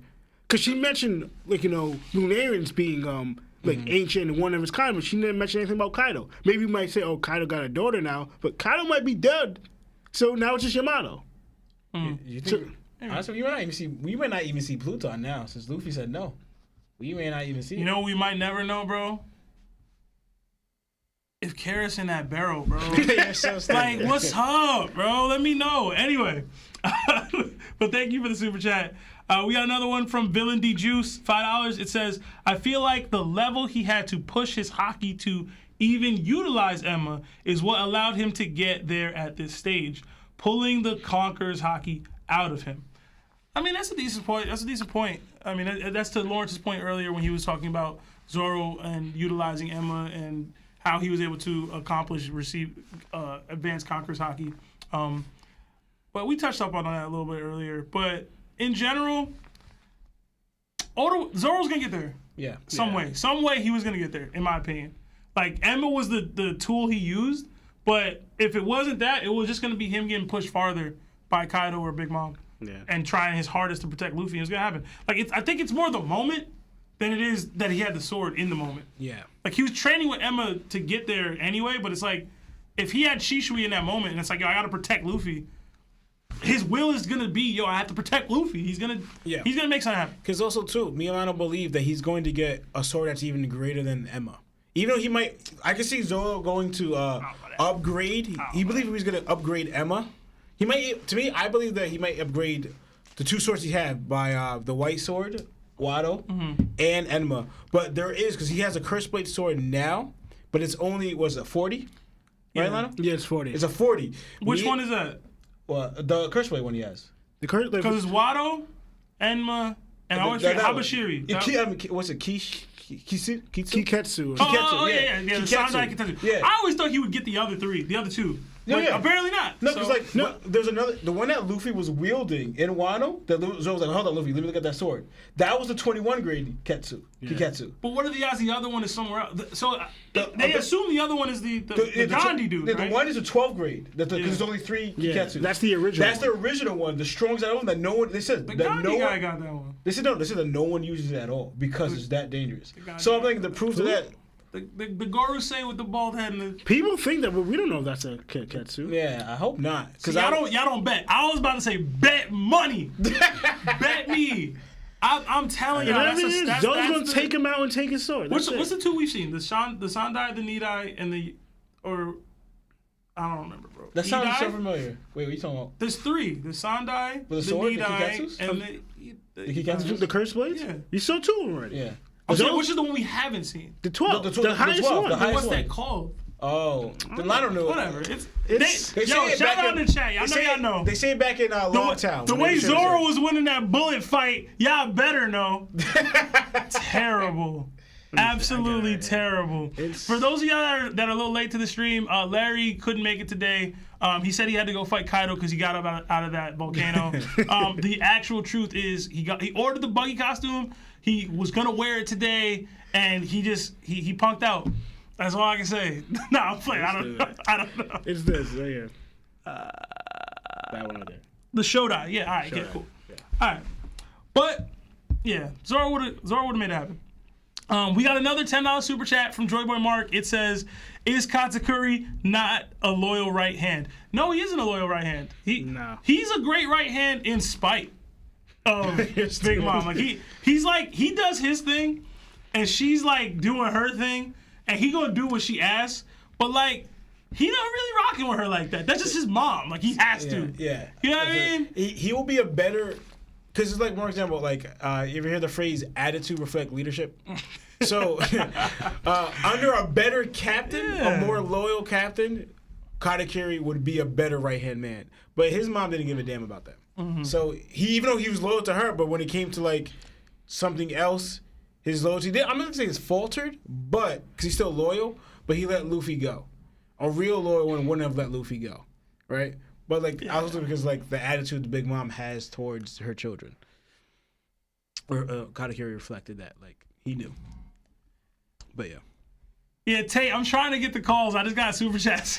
I gotta get to them. we got one more, right? We got one more super chat. After this, we'll take another call. We got a £5 super chat from Mr. Bushido. It says Morgan is a Roger pirate. Thus is how word they got to Raftel got out, and Luffy kept the D in his name.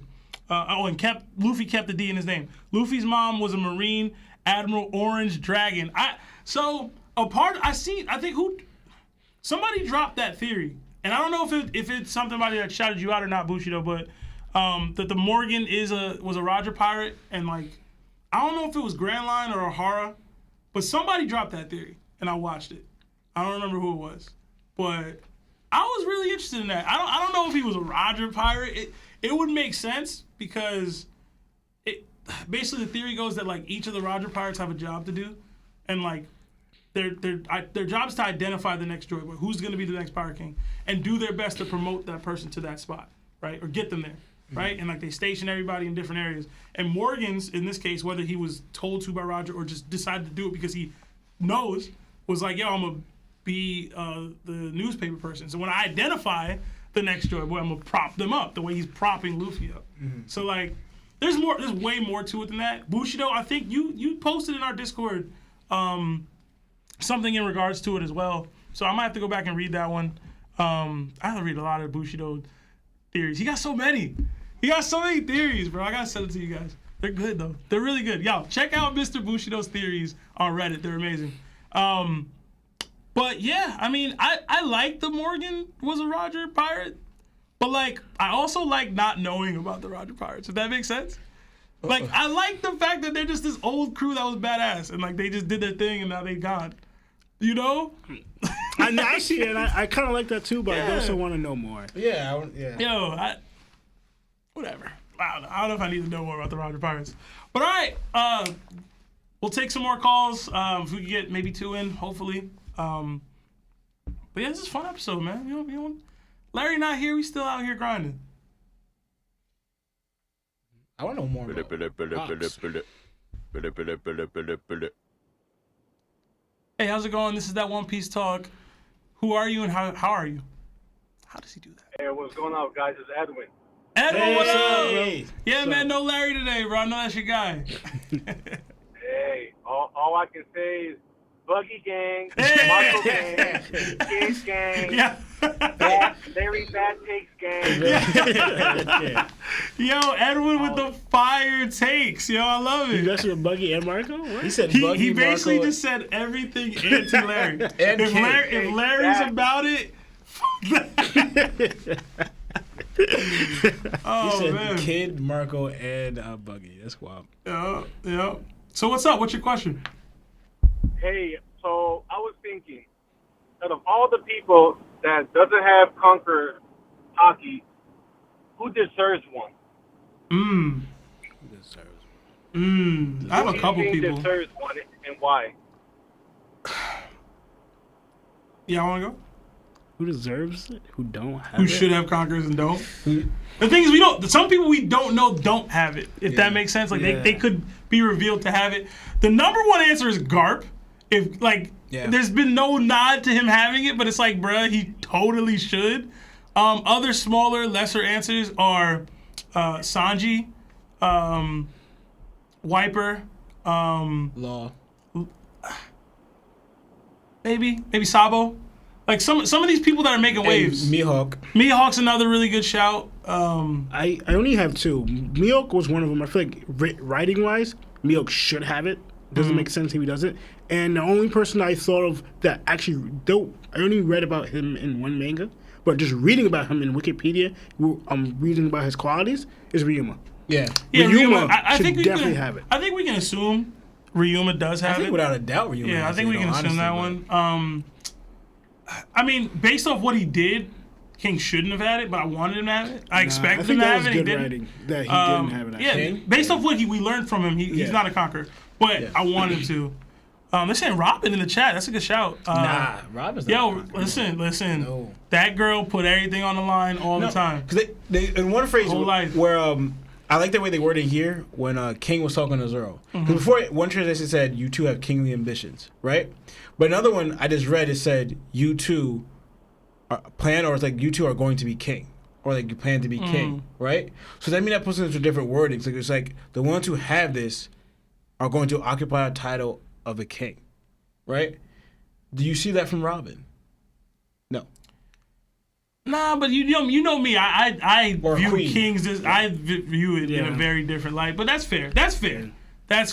No, because honestly, all the people who have King position, it fits them to me. Yeah. Like, it actually makes sense. It fits them. The only one you might even question, no, fine, two, and they're actually arguable, that you could, like, it's understandable, is some people had Dansha Zhao, and some people had Kaiteri, but those are valid.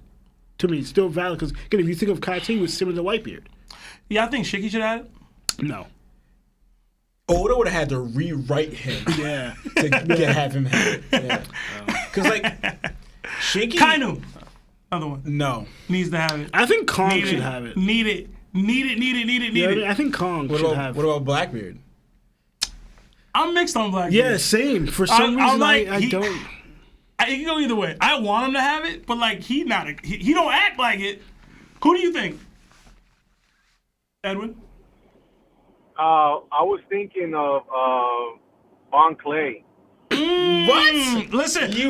No. Yeah, I feel you. because I feel you. What all he did for Luffy, he went down for him and did everything to save him. That's Will. The thing is, he did doubt instantly with the Magellan thing. Yeah. That's the one thing. Like he went, that's my friend, and he doubted and he left. Then he redeemed, but that doubt happened mad hard. Like there's a real display of doubt. And whoever just said Anel should have it, hell no. Hell Anel no. deserves it more than Bon Clay. What you mean? No.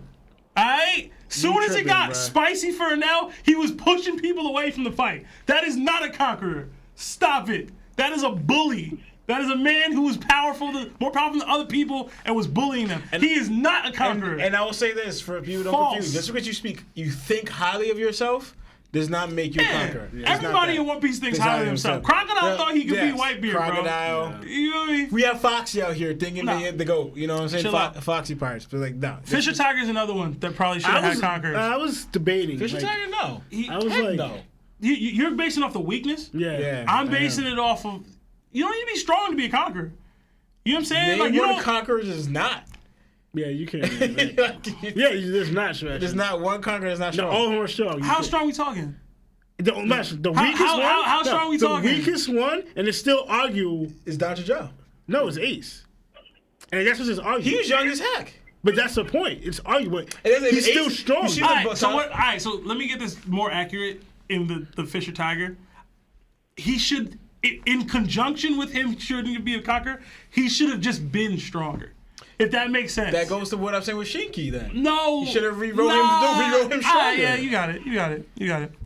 But wait, so Edwin, who did you say? My bad. I lost it. I said Bon Clay, but also just right now, just top of my head, Nolan. Nolan's a really good that's shout. a good one. That's a really good shout. Nolan, yeah.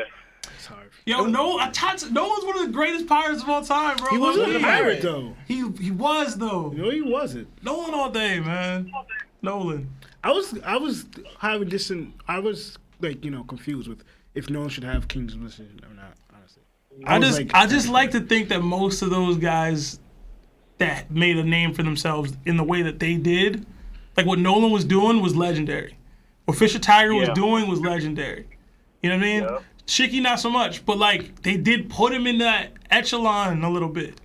So I don't know. Oh, one of them should be Joy Boy, honestly, but Yeah, Joe, but Yeah. he's like, They're saying Kairos. There's a lot of these other characters. Like I get it, Kairos not big enough. but to their point, none of them are of that ilk. Because like you know? Ray even said, most of the ones who made a name for themselves in this world will have it. Yeah. On a grand world scale. People don't know that, man. But yeah, that's a really good question, Edwin. Honestly, Yeah. I do say if we had too many conquerors, it does dilute Yeah. the special and the value of it a little bit. So which is probably why Oda doesn't just have these people that we run into be them, like just have the ability. This is why Bon Clay, as much as I love him, will probably never have it. Yeah. Because if Bon Clay got it, then that's the floodgates is open. Yeah.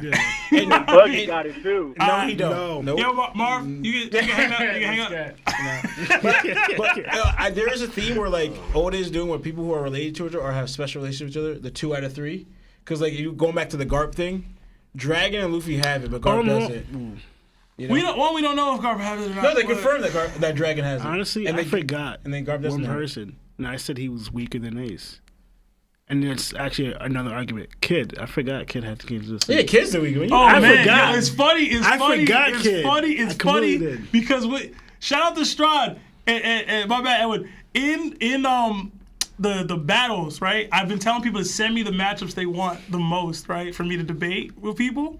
And I got Kid versus Ace a couple times, and some of it was I really want to know like where y'all scale this, and other ones was like, yo, I just want Larry to get pissed off. Wow. Don't they want Because Ace wins that hands down. yeah, we gonna talk about it. We gonna talk about it. Oh my goodness. But Edwin, thank you for calling, man. We Thank gotta you. wrap the show in a little bit, but thank you so much, man. All right, you guys are the best. Keep at it, guys. Seriously. Yeah, man. You too. Bang Thank bang, you. buggy gang. Alright. All right, you guys take care now. You too. Have a good one, Evan. Oh man, I don't think we have enough time for another call, so we're gonna wrap here, guys. Sorry, Aaron. I know you were trying to get in. Yeah, Listen, you should have called earlier, Aaron. Alright. Probably was. That's all you. That's all you. Yeah, he was trying. He called every week. took way too long. We did take too long with the No, super yeah, chat. sorry. We did. That's our fault, man. We don't have Larry rushing us. Yeah. That's what happens when he's not here. But overall, I think it was a really good episode, man. For an impromptu no show by Larry, I was a little worried. So we go.